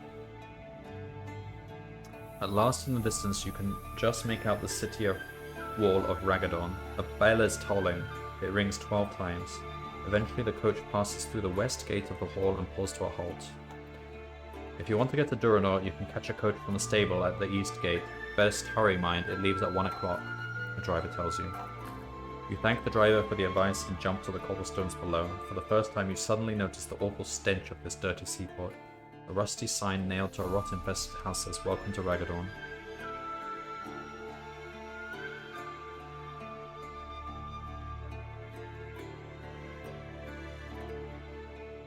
So he says, catch a coach from the stable at the east gate. Alright, let's go east then. This rubbish-strewn cobbled street runs between rows of ramshackle, rot-infested houses and shops. The few inhabitants of Ragadon that you see appear a cheerless lot, their faces haggard and drawn. They shuffle through the gloom, hunched against the pouring rain, their eyes fixed on the cobblestones at their feet. Then you reach a junction where Axe Lane bends towards the north and another street heads off towards the east. Let's just go east then. This street seems dirtier and smellier than the one you have just been down. The cluttered window of a shop to your left catches your attention. In the window are many useful items, all of which bear a price tag.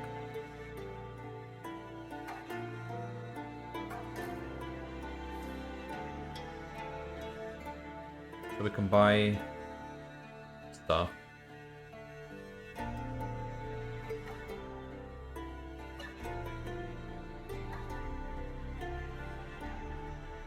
Did we lose our backpack? No.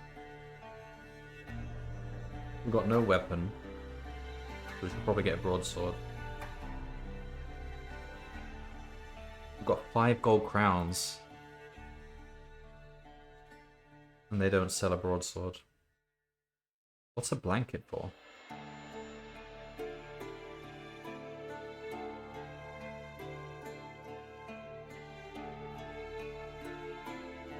I think we're gonna need the money. Are we gonna... Do we need to buy a ticket or something? I don't know what the blanket is for. Let's just carry on.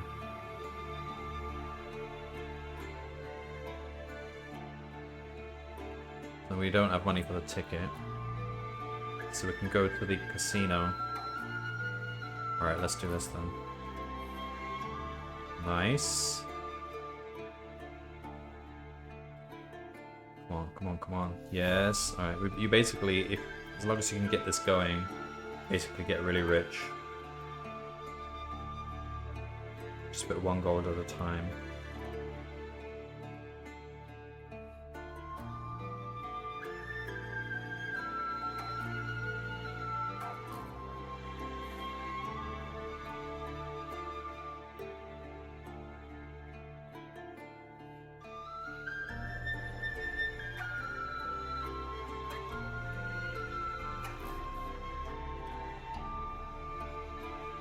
Alright, so we get the ticket. We go. After nearly an hour, the coach stopped at the shrine of Calamane. It is said that this shrine is built upon the grave of King Aelin, first ruler of Duranor, and all around the shrine grow clumps of longspur. Sure, why not?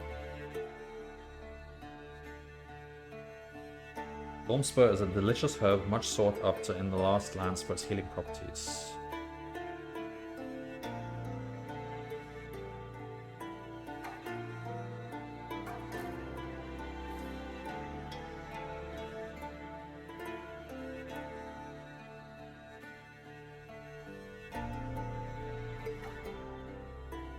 Alright, we'll take it, but I don't need to eat it.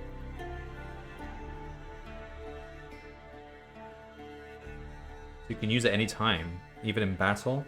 That's actually quite useful. It's basically a buffer. Oh, we're doing this again.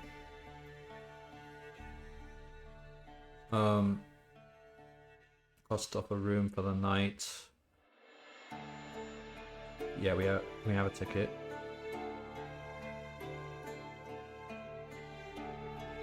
We just won't eat. Like, we'll heal again.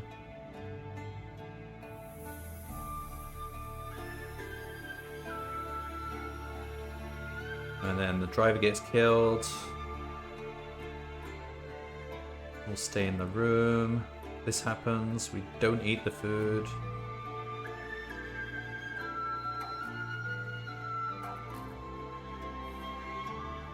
We know who it is. It's Parjan.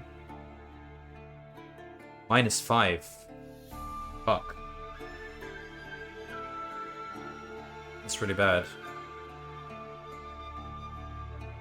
Ooh, nice. We got a good hit there. What are we on? 14. Okay, we're probably okay. There we go, but we're quite damaged. So we get his money.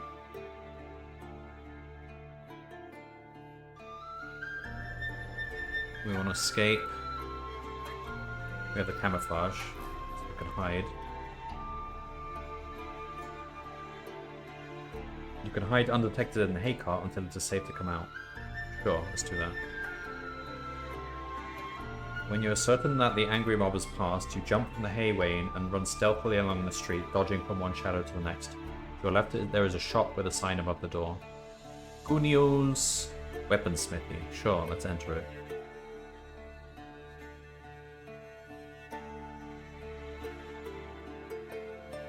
Nice. He's got a broadsword. That's what we need. It's expensive, but let's take it.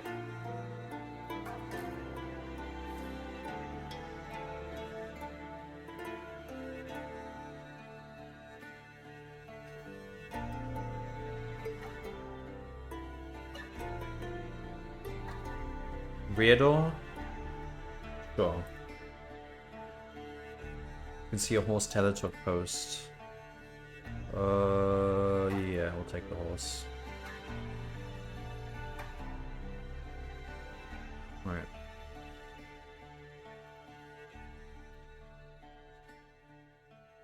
Should probably... No, we're okay. Let's go right this time.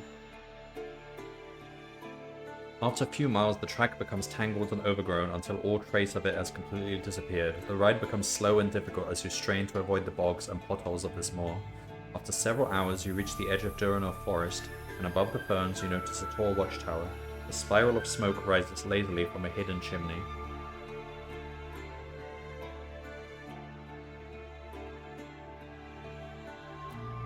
Sure, let's investigate. The more things we do, the more we heal.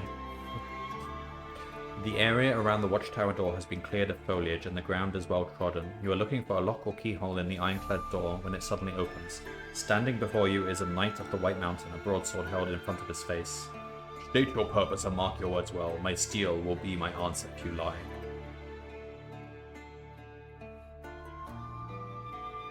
Let's tell him the truth. He'll probably help us. The knight sheathes his broadsword and ushers you inside the tower. You follow him to a large room at the top of a flight of stone steps where a log fire blazes warmly. If you are who you claim to be, you must be in possession of the seal of Hamadal. Show it to me. Sure.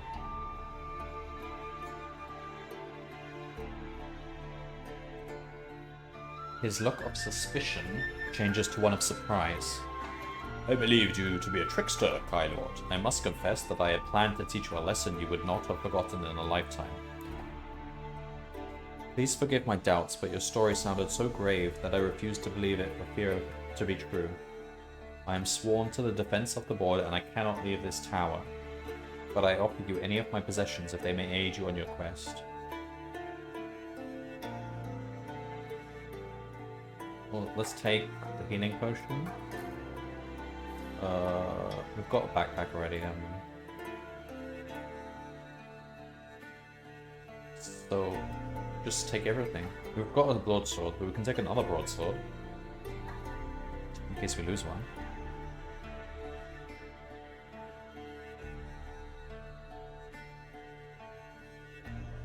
Alright. Can we take another backpack?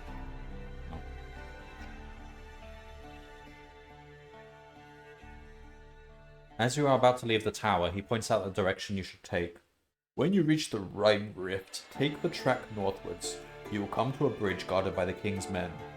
When they ask for the password, answer them with the word sunset. The road beyond the Rhine Rift leads to Portbacks. Godspeed, Lone Wolf. You thank the brave warrior and leave. You must abandon your horse at the watchtower, for it will be impossible to pass through the dense trees on horseback. Alright.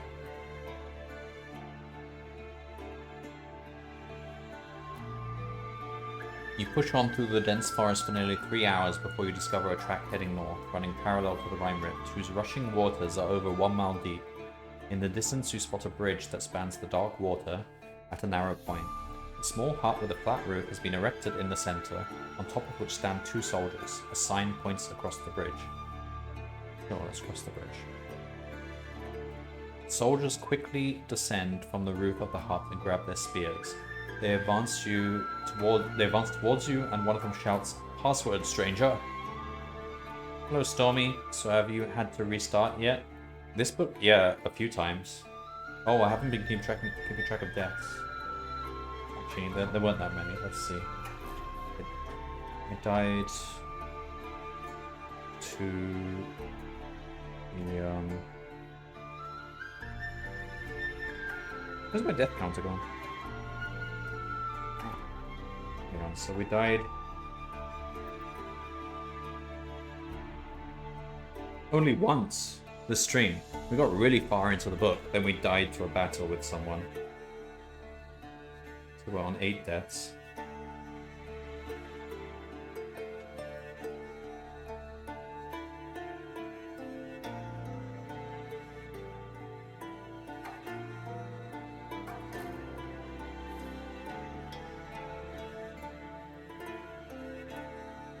Alright, so we know the password, so we can keep going.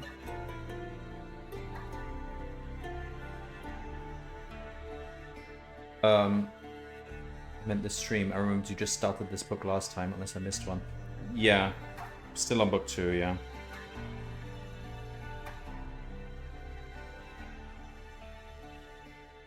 The guards reluctantly lower their weapons and allow you to cross the bridge as you slip past. So I think we're about...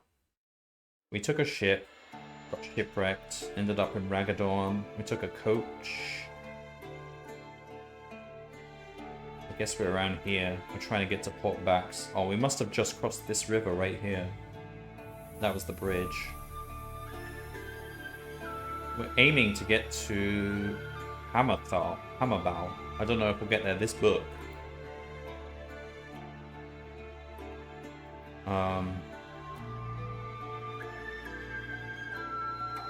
Once you are safely across the Rhine Rift, you quickly hurry on your way in case they change their minds and arrest you.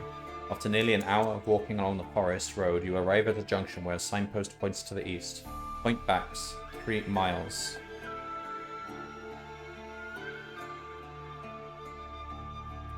At dusk on the 10th day of your quest, you experience your first sight of the magnificent city of Portbacks.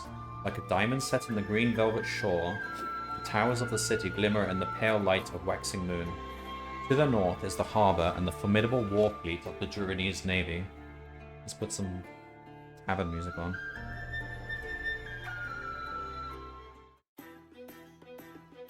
To the east, beyond the moss-covered city wall, stretches the forest of Duranor, and there on the crest of a hill stands a castle tall and proud, the crown and glory of this beautiful port. You enter Portbacks through an unguarded gate in the green city wall, and make your way through the darkening streets towards the harbour. As you turn into a tree-lined avenue, you notice the wide stone steps of a domed building to your right. You stop to read the brass plaque, City Hall.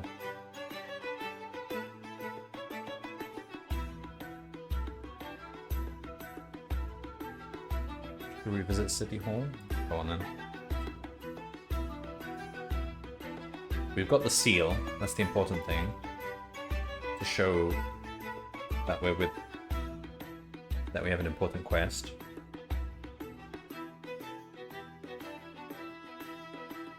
Just inside the main door sits a kindly old man with a long beard. He is studying a huge leather-bound book that rests on a lectern before him. He has not noticed you enter the city hall. Alright, let's ask him. The Consulate of Summerland, he says in surprise, somewhat taken aback by your sudden appearance. Then recovering himself, he says, Why, of course. It is in Allen Square, near the harbour. Turn right when you leave, and right again at the end of the avenue. That will take you to the Red Gate. You'll need a red pass to enter, as the consulate is in the naval quadrant of the city. It's a restricted area. You ask the man how you can obtain a red pass. From the captain of the Port Watch, he says. You're obviously a stranger to Portbacks. There are a few indeed who do not know the answer to that question. The Port Watchtower is at the end of the avenue, just as you turn for the Red Gate. You thank the man and leave the city hall.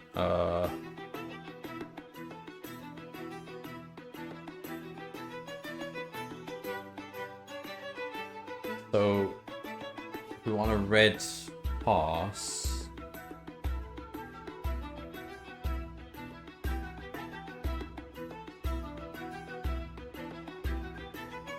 we've got to go to the Watchtower.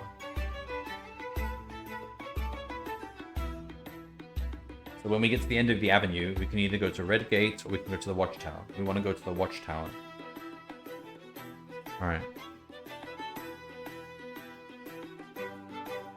At the end of the avenue, the cobbled street turns abruptly to the right.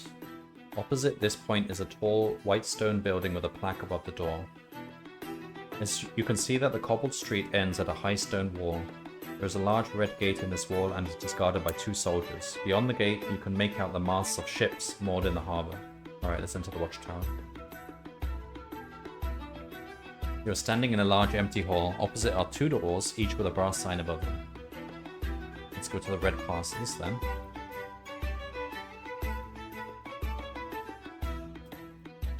You enter a large room full of ledgers and files. A man wearing the uniform of a Duranese naval officer is seated opposite at a large desk. He peers at you inquisitively from behind a huge book and says, You must have pressing business in the naval quadrant to apply for a red pass at this late hour. I shall need to see your access papers and proof of your commanding officer's authorization.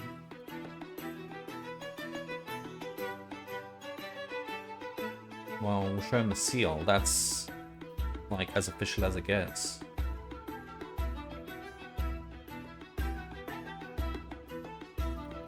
The man stares at the seal with a look of shocked dismay. Without saying a word, he gets up from his chair and beckons you to follow him up a flight of spiral stairs that leads to a domed chamber. Here you meet the captain of the Port Watch. He listens intently as you tell of the war in Summerland and of your urgent mission. Issue a red pass immediately, he orders. Top priority. You collect your red pass, leave the Port Watchtower, and hurry along the street towards the harbour guards. One of the guards steps forward and demands to see your pass. The soldier salutes and allows you to pass through the red gate. You walk into an open square lit by the tall beacons lining the quayside. To your relief, you sight the marble pillars of the Summerland consulate and the familiar sun flag of your country flying above it in a fresh night breeze. As you climb the stone steps, you are recognized by the Somlending guards on duty at the main door. They disappear inside and quickly return in the company of a tall, grey-haired official. His anguished expression suddenly changes to a smile of joy as he beholds your ragged Kai cloak and tunic. Hope beyond hope! Thank the gods that you live, Kai Lord. The scant news that has reached us from the west has caused us great alarm. You are ushered inside and taken immediately to the envoy of Summerland, Lord Lieutenant Rygar.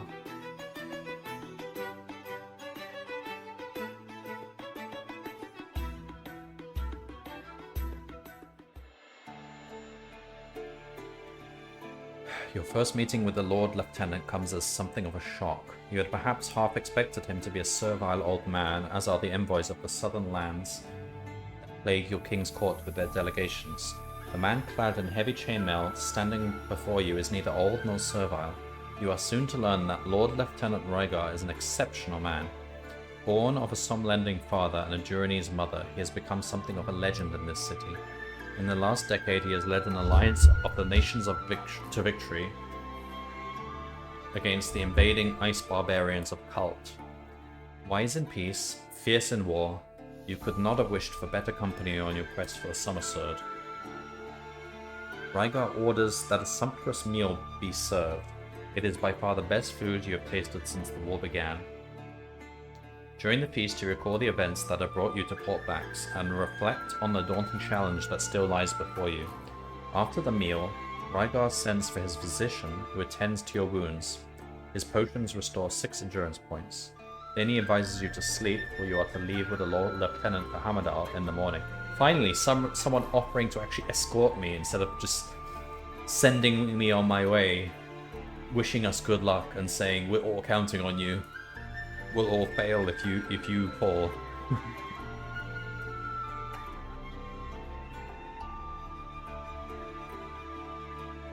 Early next day, you are taken to an enclosed garden at the rear of the consulate, where Rygar and 3 of his best soldiers await you on horseback. They are to be your bodyguard and guides on the 230-mile ride to Hamadal. So we've got bodyguards and best soldiers. The streets of Portbacks are just beginning to come to life as you ride through the town. Passing under the moss-covered city gates, you now feel confident that your mission will succeed.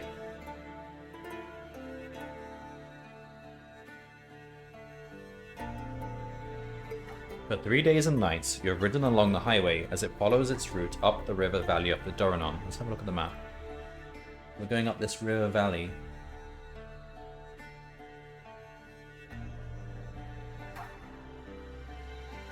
In the distance are the peaks of the Hamadal Mountains, one of the highest ranges in all Magnamund.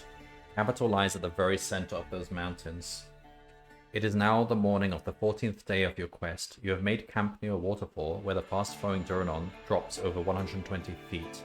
You are about to leave when a group of 6 hooded riders appear on the forest highway above, blocking your exit from the camp. Lord Lieutenant Rygar demands that they let you pass, adding that you bear a royal dispatch. In Duranor, it is a treasonable offense to hinder a king's messenger, but unfortunately the cloaked riders do not seem impressed by his warning, and they remain where they are. If you do not care for reason, perhaps our swords will turn your tails, says Rygar. He draws his sword and orders his men to attack. We use the Sixth Sense. Sixth Sense is so useful, we should just always have it. There is a strong aura of evil surrounding these cloaked riders. Your Kai sense warns you not to follow Rygar and his men on their impetuous charge. You shout a warning to them to stop attacking, but it is too late. You cannot be heard above their battle cries and the thundering hooves of their mounts.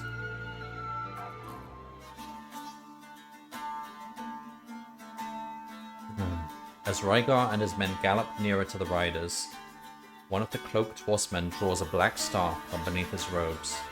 Fierce blue flame shoots from its tip and explodes beneath Rygar's horse, sending him head over heels into the dense undergrowth. Rygar's men furiously attack with their swords. Their sharp blades slice clean through their enemies' cloaks and bodies, and then you realize they are having no effect. For these are Helghast, fell captains of the Dark Lords. They have the ability to adopt human form, but they are invulnerable to normal weapons. The cloaked staff-bearer gives a hideous laugh that tears at your mind. He is using a very powerful mind blast against you. You know you are outnumbered by a superior enemy and you must act quickly if you are to survive this ambush at all. We can't aid Rygar's men. They can't be hurt by weapons. We don't have a special weapon. We're gonna have to dive for cover.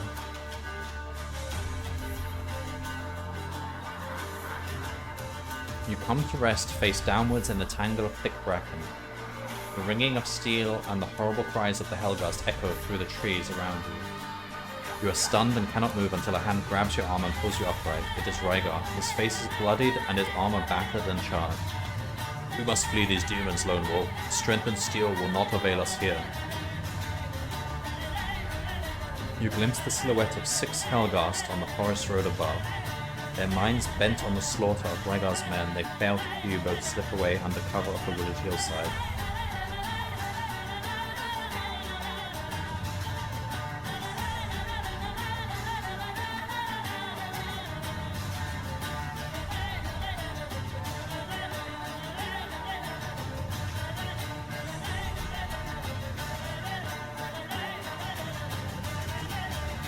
For 6 hours you run without rest. The Helghast are on the highway, and you are forced to make your way through the steep and wooded foothills to avoid the risk of capture. Many times you feel that you just cannot go on, that the pain and the fatigue are too much to bear. But each time you falter, you are spurred on by Rygar.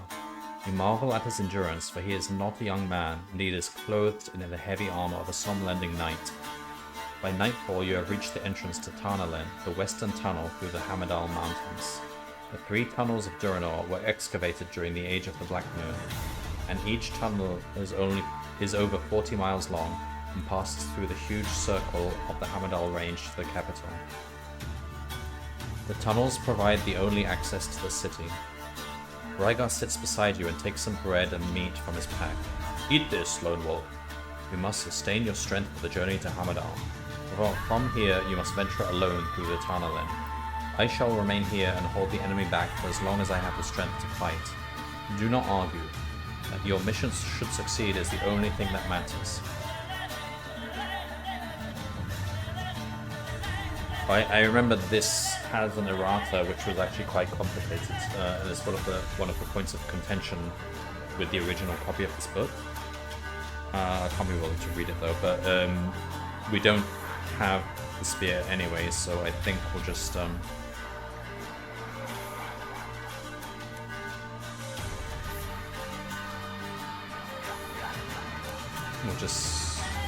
use this. You bid Rygar farewell and enter Tarnalen, over 100 feet in height and width. The tunnel runs to the capital on the far side of the Hamadal Range. I remember this is as far as I got the first time I played this. We died pretty soon. Well, we didn't take animal kinship this time. Reading ahead.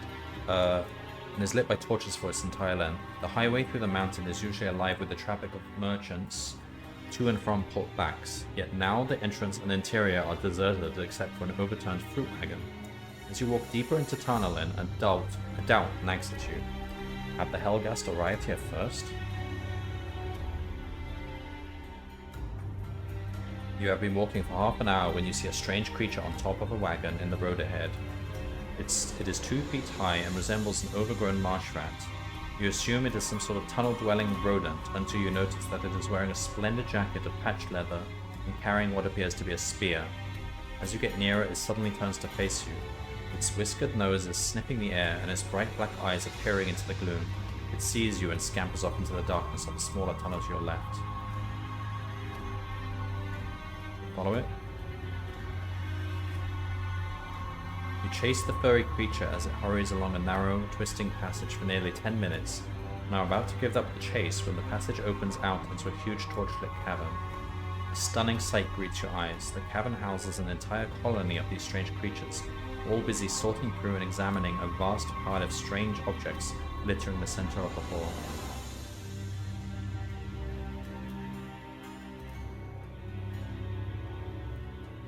Creature much larger than the others, dressed in a magnificent robe of patchwork silk, screams an order in their strange language.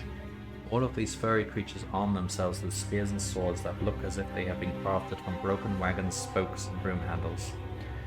With a strange battle cry that sounds like gashkis, nashkis, they charge towards you. Your curiosity soon gives way to the realization that you must evade them or be trampled to death by the sheer weight of their numbers. Now, I was considering taking the animal kinship. You turn and sprint along the narrow corridor until their angry cries begin to fade. You reach the entrance to where the passage connects with this main tunnel and continue your journey from there. You've been walking along the deserted tunnel for a further half hour when the highway splits in two.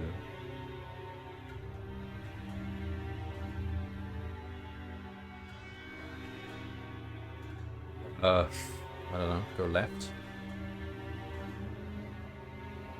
Ahead you can see a passenger wagon similar in design to those that use the coast roads of Ragaddorn. Horses have been cut free and it appears to be deserted. You notice the bodies of 3 soldiers lying beneath it. Their uniforms are heavily bloodstained. Use the sixth sense then.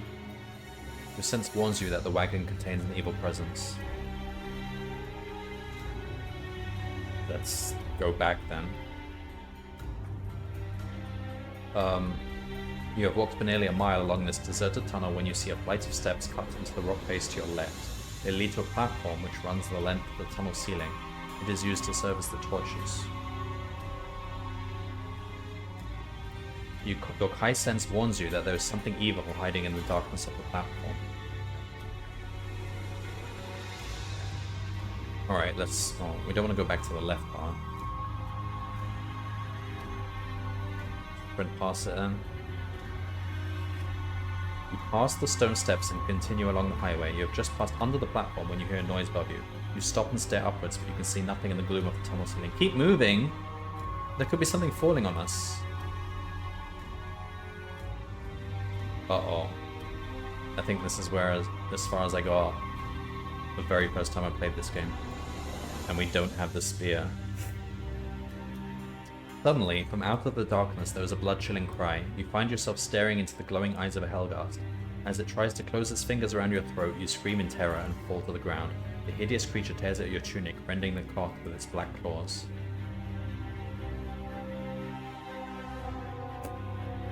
It may be of some consolation to learn that your death was mercifully swift.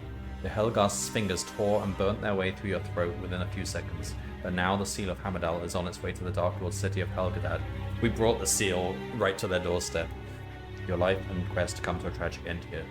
So we needed the spear, but there wasn't even an option. Where did we get the spear the first time?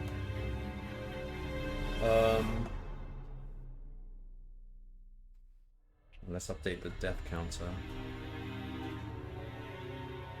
Spear we got from... Oh, the guy that was stabbed with it.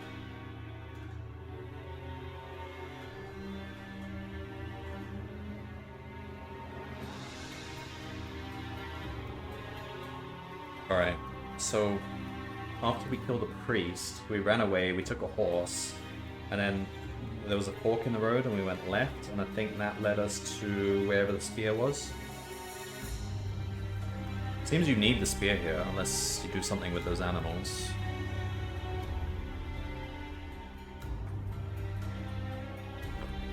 So we start again. Oh my god. 0 combat skill.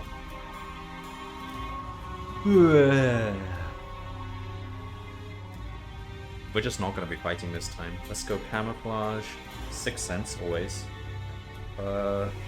Healing, I guess? Camouflage, 6th sense, healing. Don't bother with weapon skill. Animal kinship. 1, 2, 3, 4.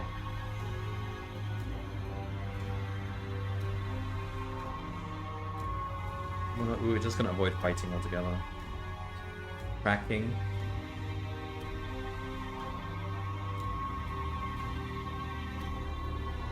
Let's try tracking.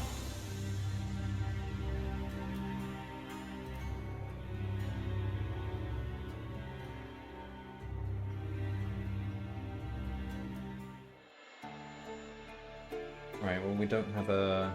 We don't want to fight. So we'll take...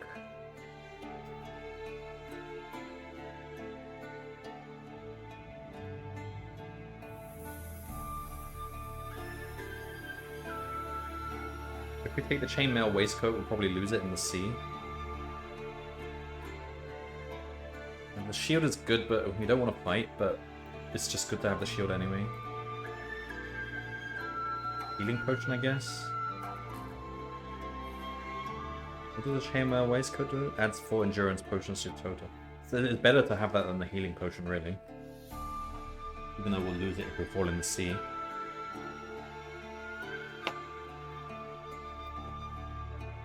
Alright, let's take the waistcoat.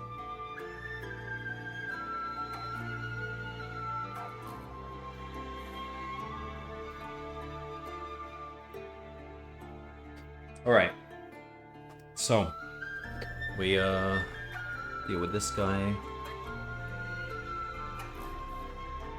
We let's not do any of these options this time. Let's just not show him that we're Kai. And then we fight him anyway.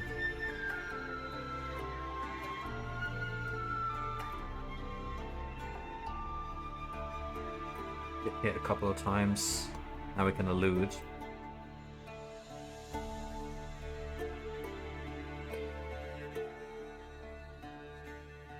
Alright, now we are on the ship.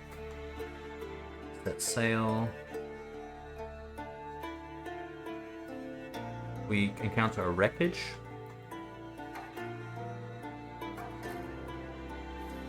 Uh-oh. We've got pirates. Shattered beams, pieces of planking, and torn sails litter the white-flecked waves. It is all that remains of a merchant ship.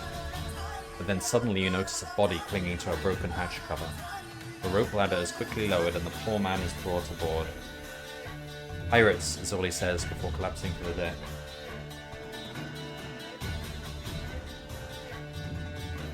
The man is wrapped in a large blanket and taken below. He has suffered many wounds and is close to death. This crime bears the mark of the Lakouri pirates. The captain confides in you, but it is unusual to run across them in these waters. They must be in search of a rich cargo to sail so far from their tropical islands. As the ship resumes its course for Duranor, you cannot help but wonder if that rich cargo is you.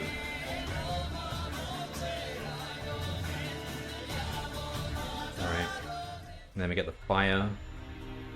The shout fire. And then this all happens, and we follow him, and then we eat with the captain and play the game.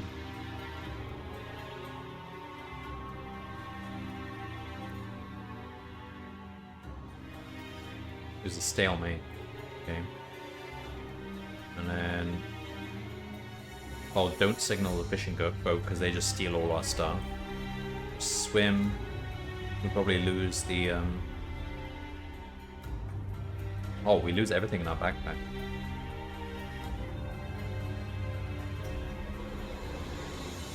Don't need the fruit.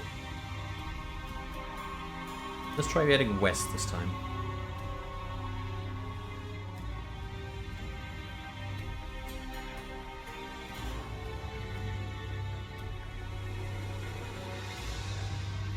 We've been here before, haven't we? You are woken during the night by the weight of something on your chest. You slowly open your cloak and are horrified to see a sand snake nestling beneath. Focusing your powers of concentration on the snake's head, you will it to slither away in search of food. Slowly but surely, your psychic suggestion works and the snake eventually uncoils itself and vanishes into the long grass. Breathing a sigh of relief, you decide it would be safer to climb the tree and spend the rest of the night above ground. Although you awake to a cold and rain-swept dawn, the branches of the tree and your kai cloak have kept you warm and dry during the night. Looking along the coast road, in the distance you can see a wagon heading towards you. Oh, this is the wagon. Alright, we'll go on the roof. And then, blah blah blah. We get into Ragaddorn. We'll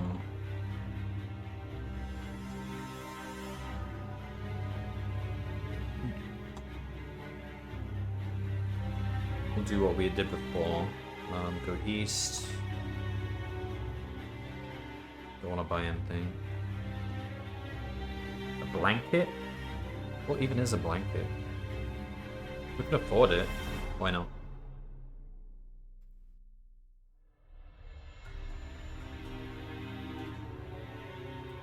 We should get a weapon. Just get a dagger, because we don't have a skill in weapons, but it does still stop you from getting a -4 penalty.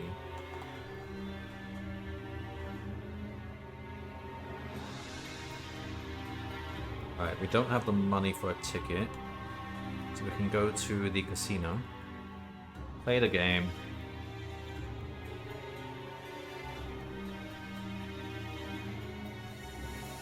and just play until we win. This is rigged in our favor. It's a stupid casino. They're gonna go bankrupt.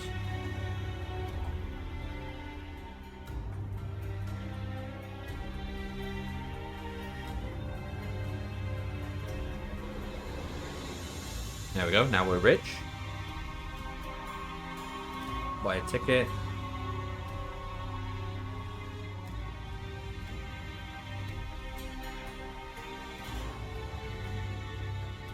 We pay the toll. Oh, and then we got this whole thing again.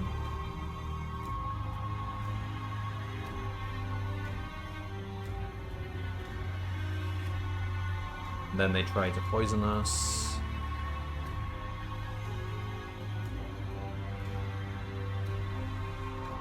Don't eat the meal.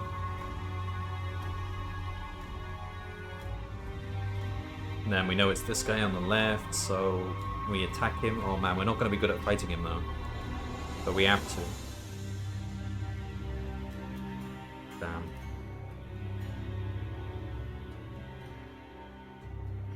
Okay, we might actually win this.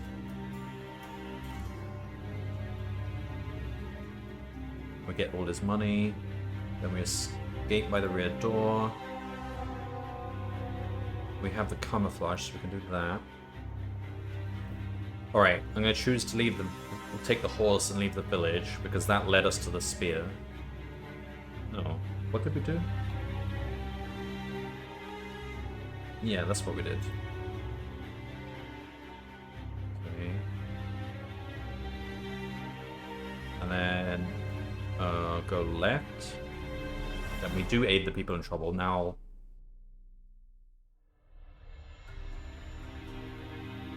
This is where we get the spear. Get the Kai discipline of healing and healing potions or something else, but trade segment. Okay, we can do that.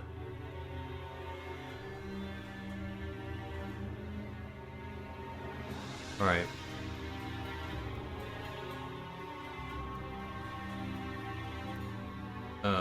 What's going on? Alright. During the period of your Kai training, your masters taught you many of the languages and dialects of northern Maganamand, one of which was Shal. The creatures in this clearing are Shals, and they are screaming at you that the wounded man is not a man at all. They say he is a Helghast, a powerful, shape-changing servant of the Dark Lords.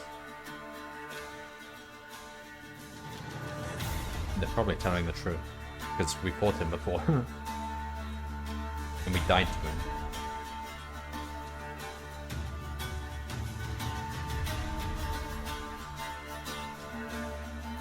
You search in his pack and are horrified to find that it contains a scroll of human skin upon which a message has been written in a strange runic script. The only word that you can make out is Kai. You also find an evil-looking dagger with a black blade and a block of golden obsidian. These items bear the signs of the Dark Lord's craft. Something is very wrong here. You drop the pack as quickly as if it were red hot and turn to mount your horse. To your dismay, you find it is no longer there. The Shals must have stolen it. Wearily, you realize you will now have to continue your journey on foot. But I want the spear.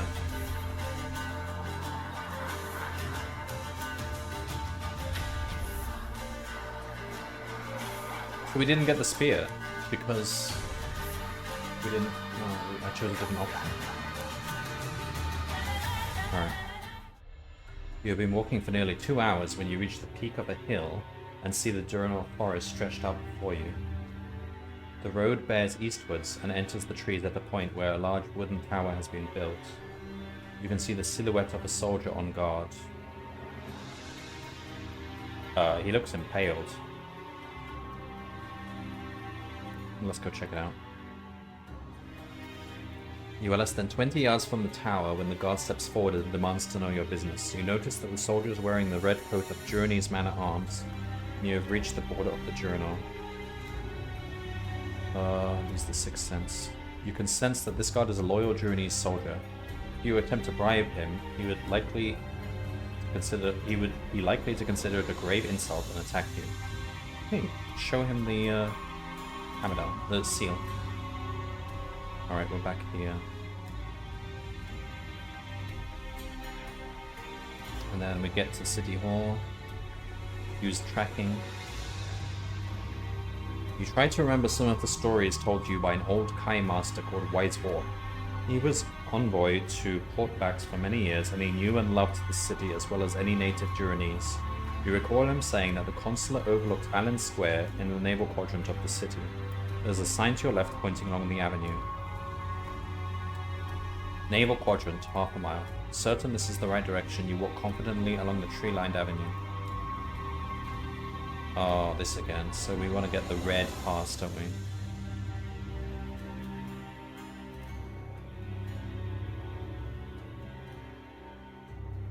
So we've got the red pass. Go here. Go here. Then we go here. have the Sixth Sense. We're back here again. We don't have the spear. We can't help Rygar. Go here. Here. We don't have the magic spear, so we go here. We can talk to the mouse, I suppose. You recognize the creature to be a Nudnik, an intelligent but mischievous mountain-dwelling native of Duranor. The Nudniks inhabit a maze of smaller shafts and fissures that honeycomb the Hamadal mountains and live off whatever they can steal from the merchant caravans that travel to Tarnalin. It occurs to you that if you can catch the Nudnik, you may be able to learn if the Helghast are hiding within the tunnel. Right, let's follow it.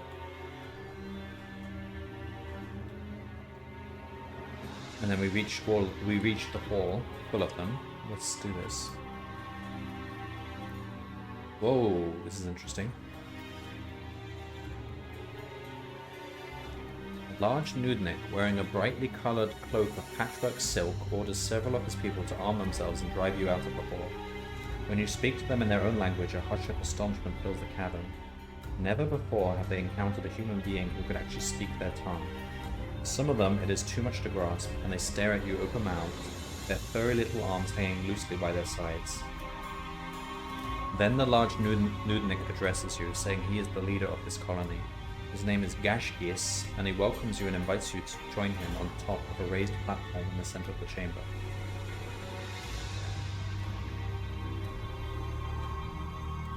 You's not a Duranese man, eh?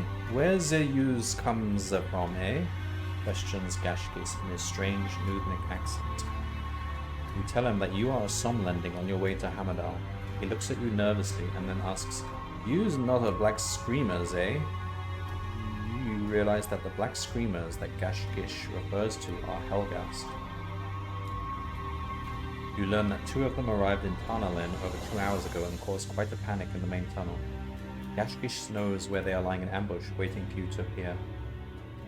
"I'll show you the way past them, eh?" he offers. You nod your agreement and follow him down the steps of the platform to the hall below.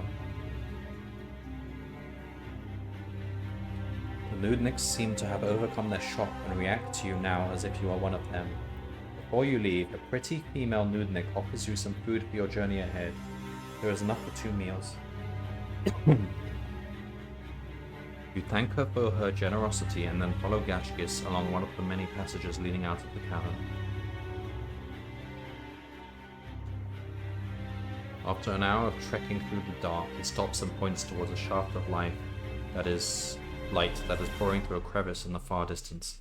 "Use goes left, use be safe," he says.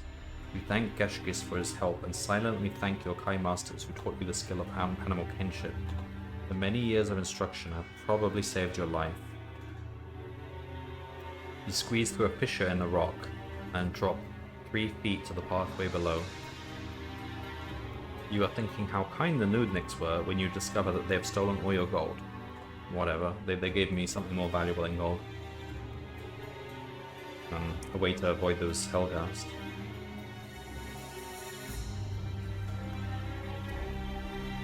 You have covered nearly 3 miles when you see a group of wagons in the distance. They have been strung out across the highway to form a barricade. Soldiers in red uniforms line the roofs of these wagons and a large crowd of people have gathered behind them. You can hear their excited chatter echoing along the tunnel. As you get closer, there is a sudden silence as all eyes turn to stare at you. A detachment of 10 soldiers led by a knight whose shield bears the royal arms of Duranor advances towards you. Of course I'm not going to attack them.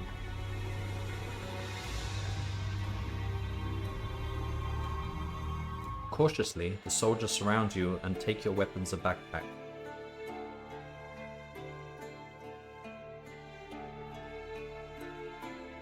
The knight steps forward and raises the visor of his helm. "Who are you? What is your purpose in Tarnalin?" he demands in a gruff voice. You tell him that you are a Kai Lord from Summerland on an urgent mission to King Aelin. He seems unconvinced by your words until you show him the seal of Hamadal. Then, without hesitation, he orders his men to return your belongings and ushers you through the wall of wagons. Beyond, you can see a horse-drawn carriage waiting in the center of the crowded tunnel. Back to Hamadal without delay, he orders the driver, and you are thrown back in your seat as the coach moves off at breakneck speed. You soon learn that the knight is Lord Axim of Rhyme, commander of King Eilin's personal bodyguard. He was on his way to Port Bax when the Helghast entered Tarnalin. He and 10 soldiers were the only ones to survive a deadly encounter with these evil creatures. During your ride through Tarnalin, you must eat a meal or lose 3 endurance points. The journey to the capital will take 5 hours, and you are advised by Lord Axim to get some rest. As you slowly drift off to sleep, you begin a dream about the Summersword. You picture a triumphant return to Holmgard and the defeat of the Dark Lord siege. Perhaps it will be a good omen of events to come. We've got full health, we don't need to eat.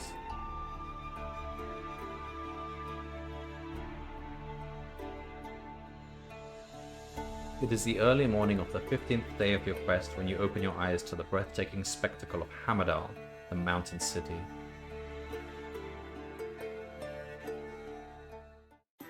The capital of Durinor, unlike other cities in the Lastlands, does not need man-made fortifications. So we're here now, Hammerdahl.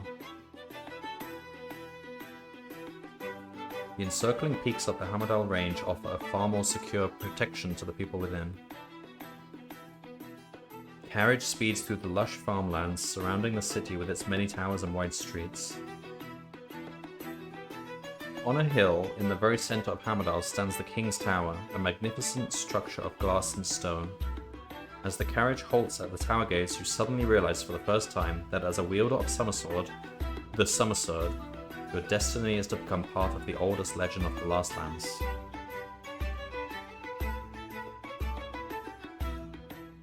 King Aelin IV sits alone in his domed tower, viewing his mountain domain through one of the many portals of tinted glass. You and Lord Axim are formally announced as you enter the chamber, and you respectfully bow to His Majesty. Then Lord Axim removes the seal of Hammerdahl from your finger and walks over to the king's side. For nearly an hour they talk, their somber faces reflecting the seriousness of the situation. There is a short pause of silent meditation, and King Aelin suddenly rises from his throne and addresses you for the first time.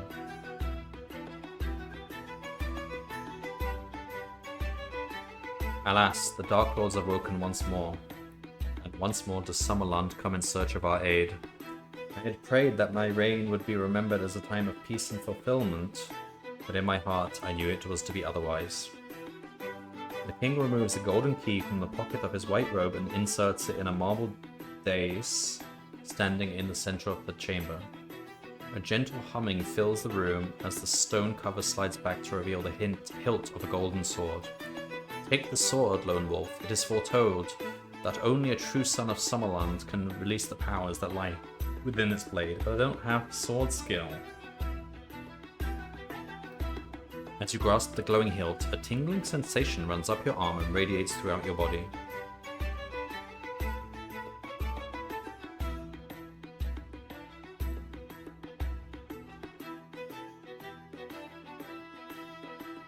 The power coursing through your body so overwhelms your senses that you become oblivious to your surroundings. You instinctively raise the blade above your head where a shaft of sunlight suddenly catches upon its very tip and floods the chamber with a binding white glow. At that moment, the true power of the Summersword is revealed to you. This weapon was forged long before the Somlending. The Durinese, or the Dark Lords, dwelt in the Lastlands. Its makers were of a race that men would now call gods. To release the power that it contains, only a Sky Lord may wield it. Should it be used in combat by anyone who is not a Sky Lord, its power will fade and be lost forever. When used in combat, the Summersword will add 8 points to your combat skill. 10 points if you possess the Kai discipline of weapon skill with swords. It has the ability to absorb any magic that is used against its bearer, and it doubles the total of all endurance points lost by undead enemies in combat. It is the only weapon in all of Magnamund that can kill a Dark Lord, and for this reason the Dark Lords are bent on thwarting your quest. You now realize you hold the only power in Magnamund that can save your people. Slowly, the light starts to fade and you become aware of Lord Axim's hand upon your shoulder. Come, Lone Wolf, there is much to prepare for your return to Summerland. You sheathe the summer sword in its jeweled scabbard and follow Lord Axon as he leaves the king's chamber.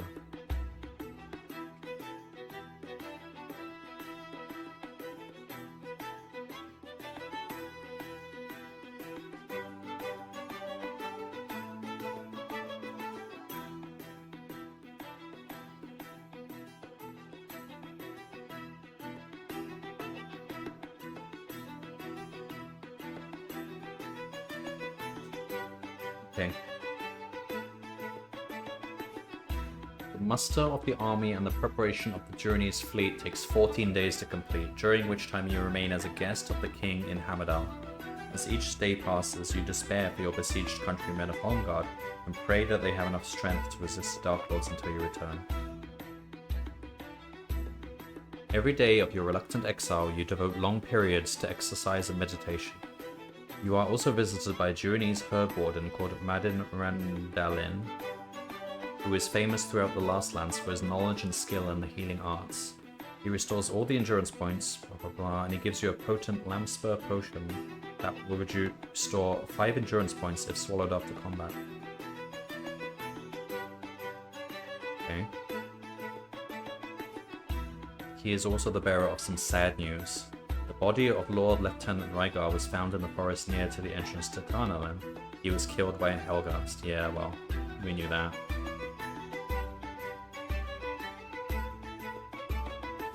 You have noticed during your rigorous training exercises with the Summer Sword that your high discipline of Sixth Sense has become more sensitive than ever before. You knew exactly what Madin Rendalin's sad news was long before he actually told you. You may find that your improved Sixth Sense will be an important advantage upon your return to Holmgard. Interesting. Has that changed anything? Not really, but we have an improved Sixth Sense apparently. We still have the ticket.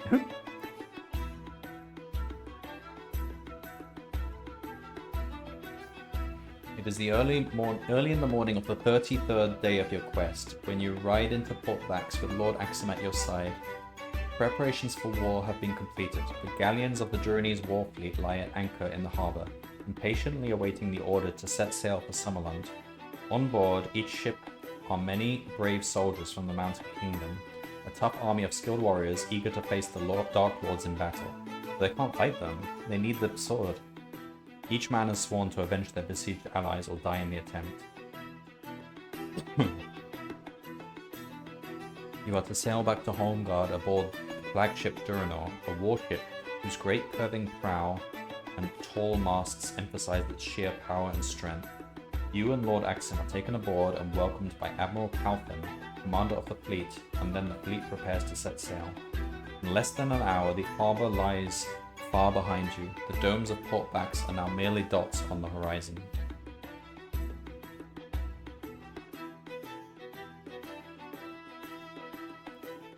For 3 days and nights, the mighty fleet of Durinor steers swiftly towards the Holm Gulf, a strong wind filling the sails of the warships. But although the voyage is fast, the soldiers' confidence and eagerness for battle has slowly faded, as if their will has been drained by some invisible vampire. Lord Axon is close to despair. This black mood that haunts our decks is the evil works of the Dark Lords. I know of their power to turn a man's mind, but the curse that befalls us is a sorcery we cannot even see to destroy. How I pray that this spell would end, for even if we arrive at our destination, fear that we are too weak in mind to break our foe. As if in answer to his prayer, the black curse seems to be lifted from the fleet with the dawning of the next day, but the spell is replaced by a threat far deadlier. Uh-oh. A veil of sea fog has rolled across the still ocean from the broken spine of land known as the Kurlunden Isles. Strange dark shapes hide within this mist. They are growing larger, and slowly the distinct outlines of ships become plain. Prepare for battle! The Admiral's cry is repeated along the many decks of the Journey's fleet. All hands on deck! As the black ships approach through the fog, a horrific sight befalls you. They are death hulks, sunken ships crewed by the living corpses of drowned sailors.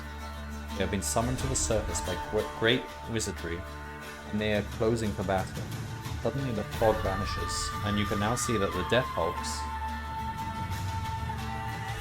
bar the entrance to the home goal. In the center of the line is the sinister flagship. Swiftly it sails towards you, a huge ram protruding from its black prow. As it rips its way through the hull of the Duranor, you hear the Admiral's last desperate order. Abandon ship! You are now in the thick of the enemy fleet and the Duranor is sinking fast. Oh, for fuck's sake. You can't just jump onto the deck of the Death Hulk flagship. Oh, I feel like one of these is insta-death. If you wish to dive into the sea and try to swim for another Duranor ship, sure. As you surface, you see that battle now rages all around you, and the sea is choked with the bodies of the dead and drowning. You manage to swim 30 yards and scramble over the rail of Duranese warship. Here, a bitter struggle is being waged against a long Death Hulk that is grappled alongside. The zombies have clambered aboard and are slaughtering the terror-struck Duranese soldiers. I want to fight. We can't. Even with the Summer Sword, the skill's really bad.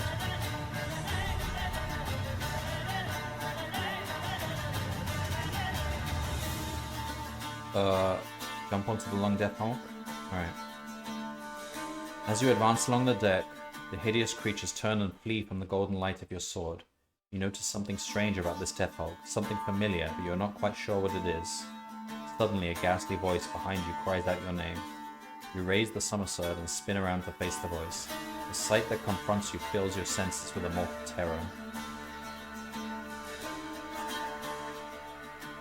You are staring into the hollow eye sockets of a walking corpse. Twisted and figured though he is, you recognize Captain Kelman, who in fact standing upon the deck of the Green Scepter, which sank during the storm 28 days ago, and which has been raised from its murky grave this very morning to join the Death Hulk fleet. The dead captain extends a broken hand towards you. A ghastly voice begs you to lay down the Summer Sword. Put down your sword, and my soul will be spared this torment.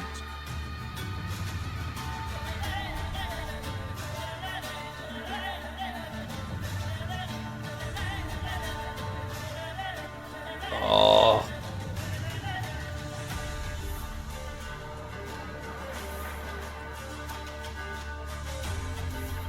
If we fight him, we're probably going to lose because our combat is really bad.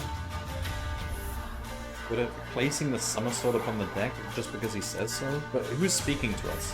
Is Captain Kelman's soul still managing to, I think we'll place the Summer Sword. Oh! As you lay the golden sword upon the deck, the zombie captain dives at you and pins you down. His strength is unnatural.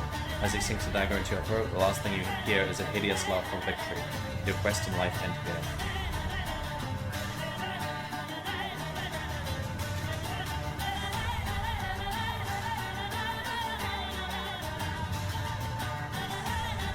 Like, eventually we're gonna have to fight, so we need combat skill.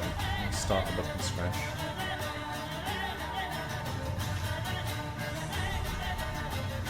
I was trying to avoid combat, but that's even more deadly apparently.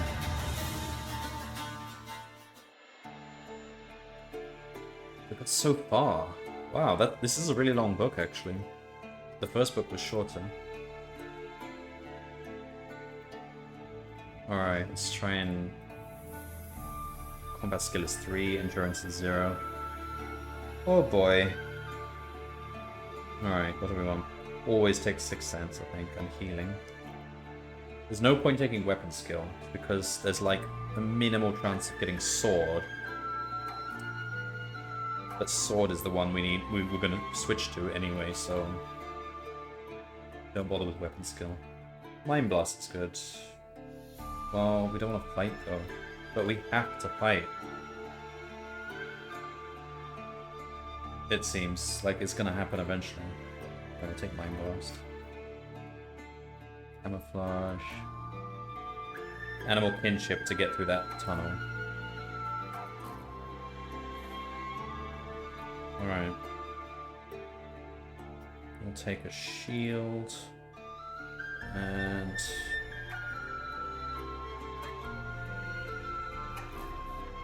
we'll end up losing the waistcoat, so...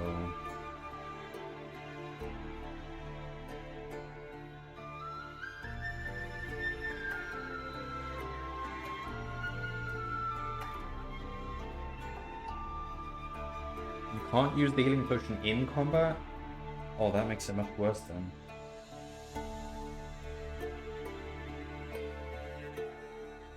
The healing potion is not actually... The only point of having a healing potion is to heal in combat, surely. After combat, you're fine. We'll take the waistcoat, but we know we're going to lose it anyway.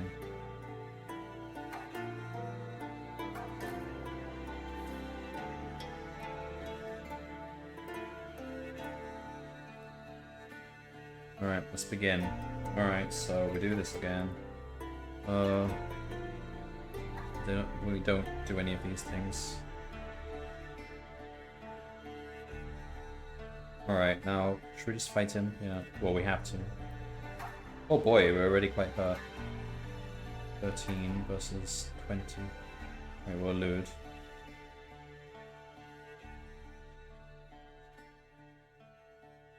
Let me get on the ship.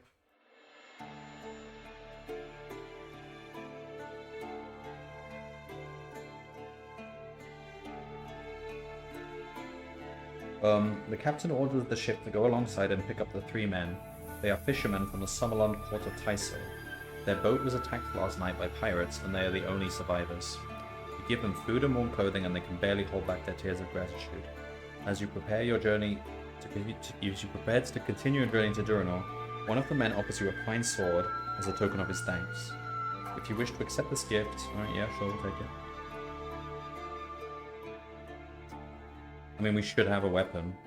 I should have taken a weapon, because otherwise you have -4. Alright, we do this again. We shout fire. We follow him. Then we random number. Go here. Eat with the captain. Play the game. We lose 10 gold crowns? Damn, that's actually a lot.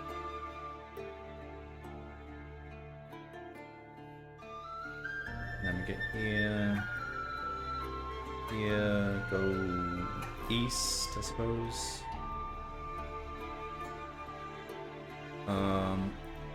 Get on the roof.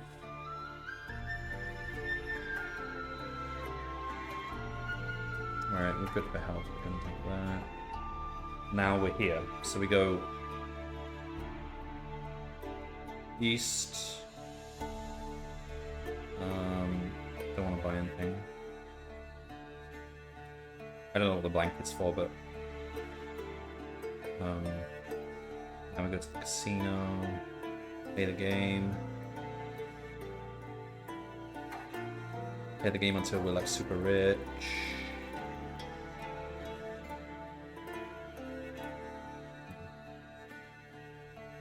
There we go, now we're super rich.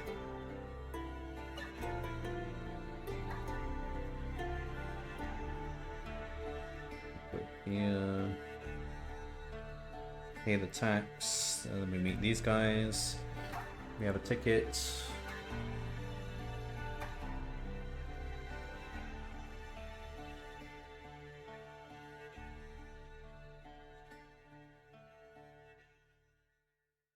Hang on, this is different now.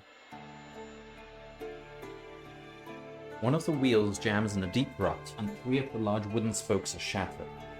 You are forced to stop and replace the wheel before you can continue to port backs. You volunteer to help the driver by levering the coach axle with a small tree trunk, so that the spare wheel can be slid into position.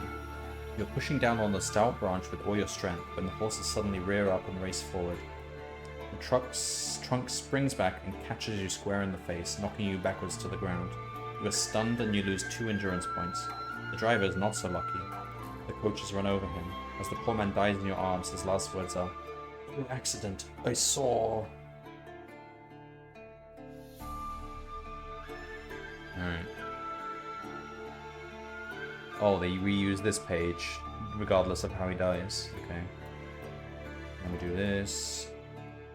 Don't want to eat the food. And we have to fight the priest. Alright. Oh, damn. Okay. Good hit there. Ooh. Okay, he's dead. Yep, take the money. Escape by the rear door. Ooh. Horse. Oh fuck, I shouldn't have done that. We're almost dead. Okay. We go left, right?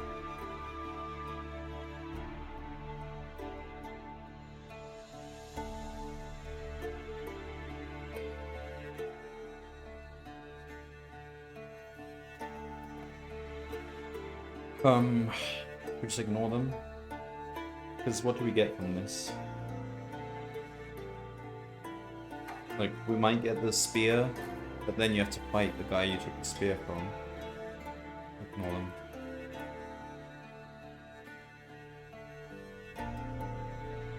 Okay, so we go to the watchtower, we show him the seal, he takes us to Port Vax. We go to Harbor, go to the watchtower, get the red passes. When we have a red pass, we go here. We get taken here. Then they die, you die, we dive for cover.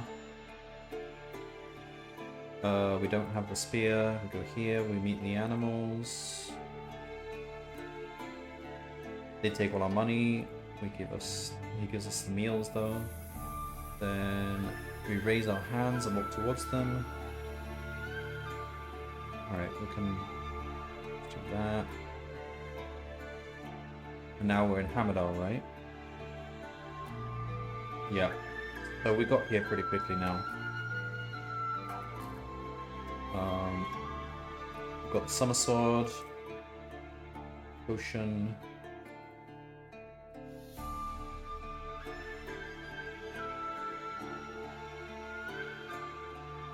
And then we're on the ship, and then this happens. Oh god. Let's see. We're still not great. Do we want to fight the captain? I mean...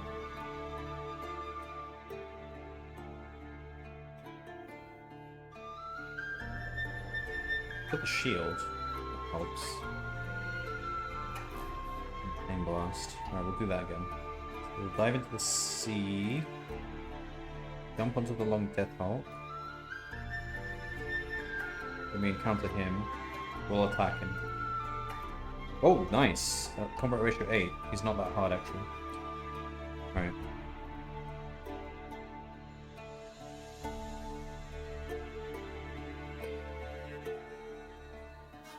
And not only that, but we double all the enemy losses. But he's immune to Mind Blast. Okay, fine. As you raise the glowing blade, the zombie captain pulls an evil-looking dagger from inside his tattered jacket. You must fight him to the death. We one-shot him. It's doubled, so... You look up from the dead captain to see the macabre faces of the other crew members. They are surrounding you. There are at least 20 of them, and they are armed with cutlasses and axes. I mean, 20 of them is too much. Let's attempt to escape. Unfortunately for you, the rope has been nearly cut in two by a sword blow, and is likely to snap under your weight. Oh god, is this going to be a coin flip? Luck is with you, for you land safely on the deck of the Kalkan, a Journey's warship. The soldiers here have been involved in a desperate battle, but have fought off the enemy and are cutting the grappling ropes that hold the ship to a death hold. From out of the smoke strides Lord Axon, his face bloodied and his shield badly scarred. Thank the gods you are alive, Lord Lone Wolf. The fight has been bitter and our losses are high, but I am heartened indeed to see you standing before me now, he says, and leads into the ship's rear. Look yonder. Their flagship is ablaze.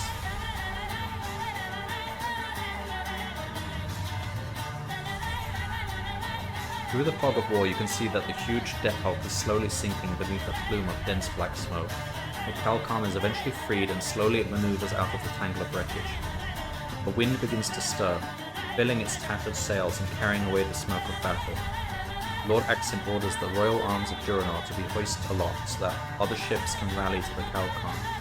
For the first time since the battle began, you can now see the other Durinese ships. It is an amazing sight, for as the enemy flagship sinks beneath the waves, so every Death Hulk on the horizon returns to its watery grave. Their sorcery is broken. We have won this battle, says Lord Axim.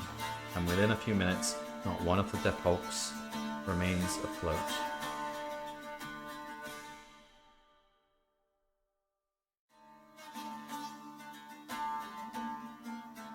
"70 Durinese warships left Portax, but only 50 now enter the Holmgol.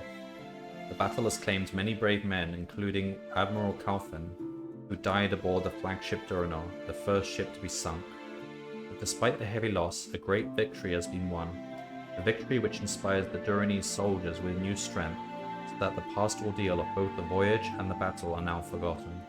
As their optimism and determination return, all are eager to reach Holmgard and raise the siege. It is dusk on the 37th day of your quest when you sight the spires of Holmgard on the horizon. The city still stands defiantly against the army of Dark Lords, although constantly under siege.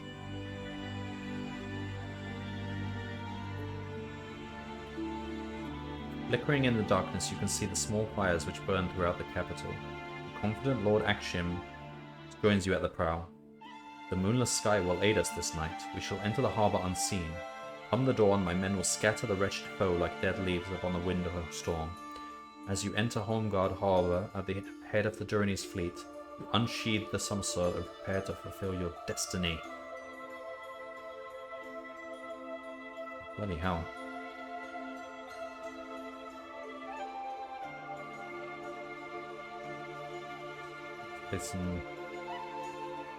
Holmgard has suffered much since your departure.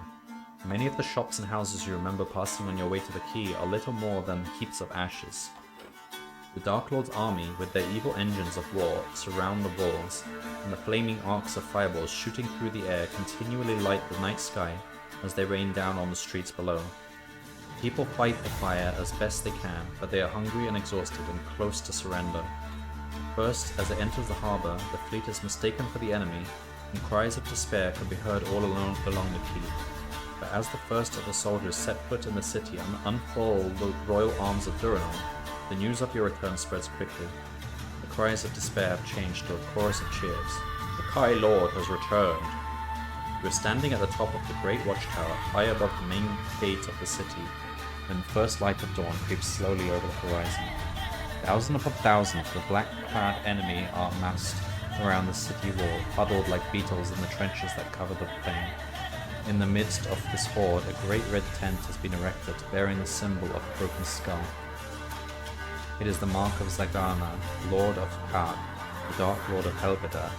His great ambition is the destruction of Holmgard, his fiercest desire to lead his army to victory over the House of Ulnar and claim Summerland for his own. But victory is not to be his this day. Raising the summer sword high above your head, a shaft of dawn sunlight catches upon the tip of the golden sword, and a brilliant flash of blinding white flame runs the entire length of the blade. The power of the summer sword electrifies you. Your senses reel, and now your body reacts instinctively. You lower the summer sword and point the blade towards the tent of Lord Zagana. There is a mighty roar as the power of the sun sword is unleashed in a searing white beam. The tent explodes, and a brilliant fireball of white flame mushrooms skyward. A long and terrible cry rends the air. It is Lord Zagana. The leader of the evil army is no more. Nice. Just kill him. Without a battle. Gripped with fear and panic, the vast black army rise up and run in chaos from the city wall. The impossible has happened. Their invincible master is slain. Let me just look at the action shot. So in theory, we could just click this X and throw away the summer sword. But, like, it assumes we have it.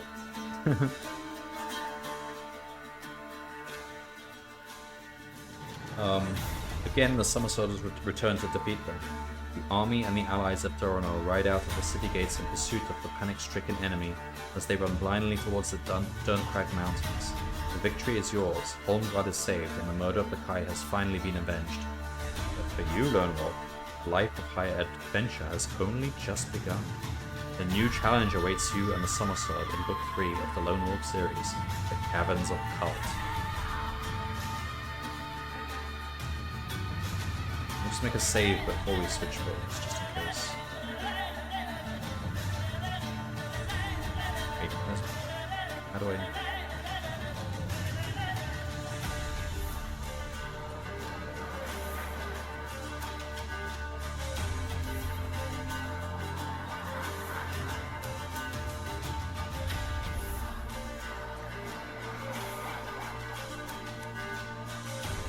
We made it to Book 3.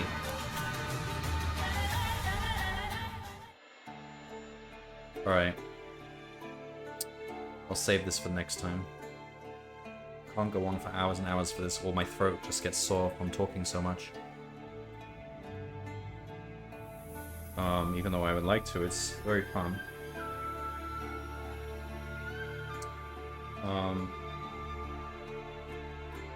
Maybe I should switch to Alan Wake.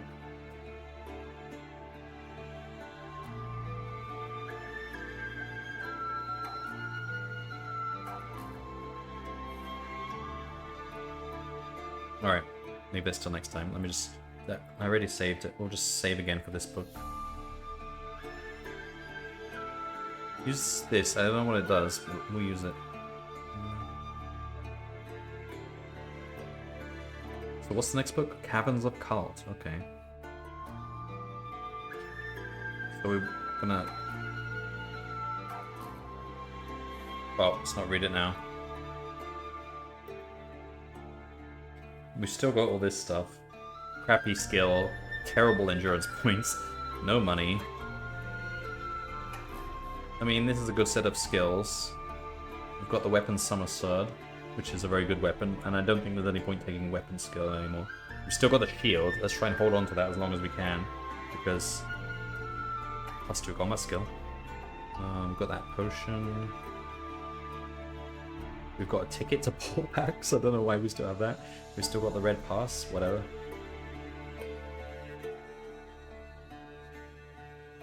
Cool.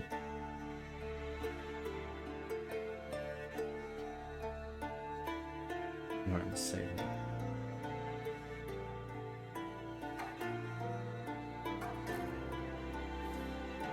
Let me just have a look at the list. So we are on number 3, Caverns of Cult.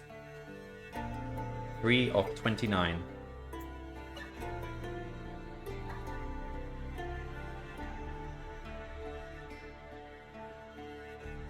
Slowly getting there.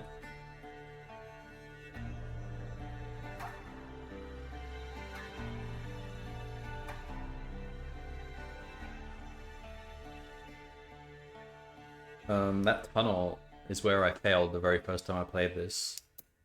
Or with the little mice, because I had to fight the wraiths or whatever they're called, and I didn't have the spear. It's annoying. It seems animal kinship is the ideal way to play that. It'd be fun to root out the optimal path through the books. I think someone's already done that, and they did a really, really detailed flowchart, which is really cool.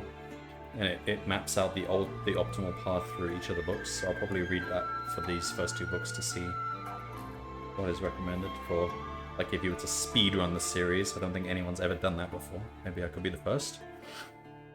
Oh, that sounds like a pain for 29 books.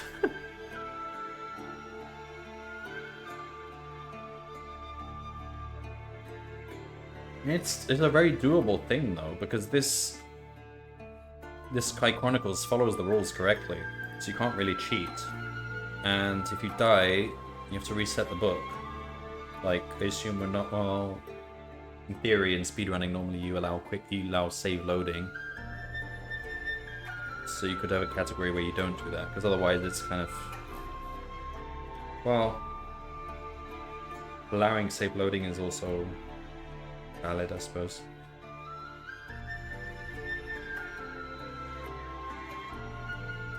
Be a very strange speedrun, but it's... I mean, mechanically, it can work.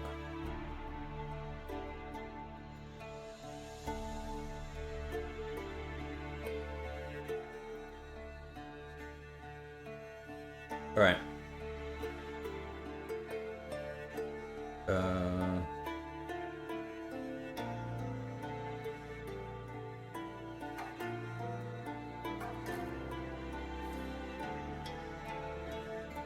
Right, that's it then. Next time we'll carry on with the Caverns of Descartes. I'm going to switch the stream to Alan Wake in a couple of minutes.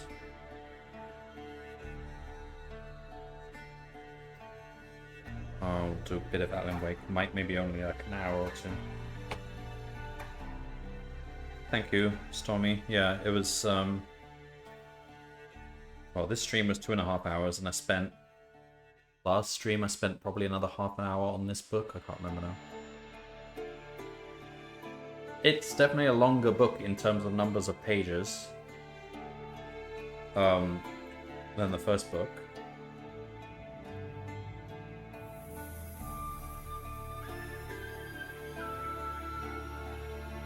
Yeah, well, see you next time.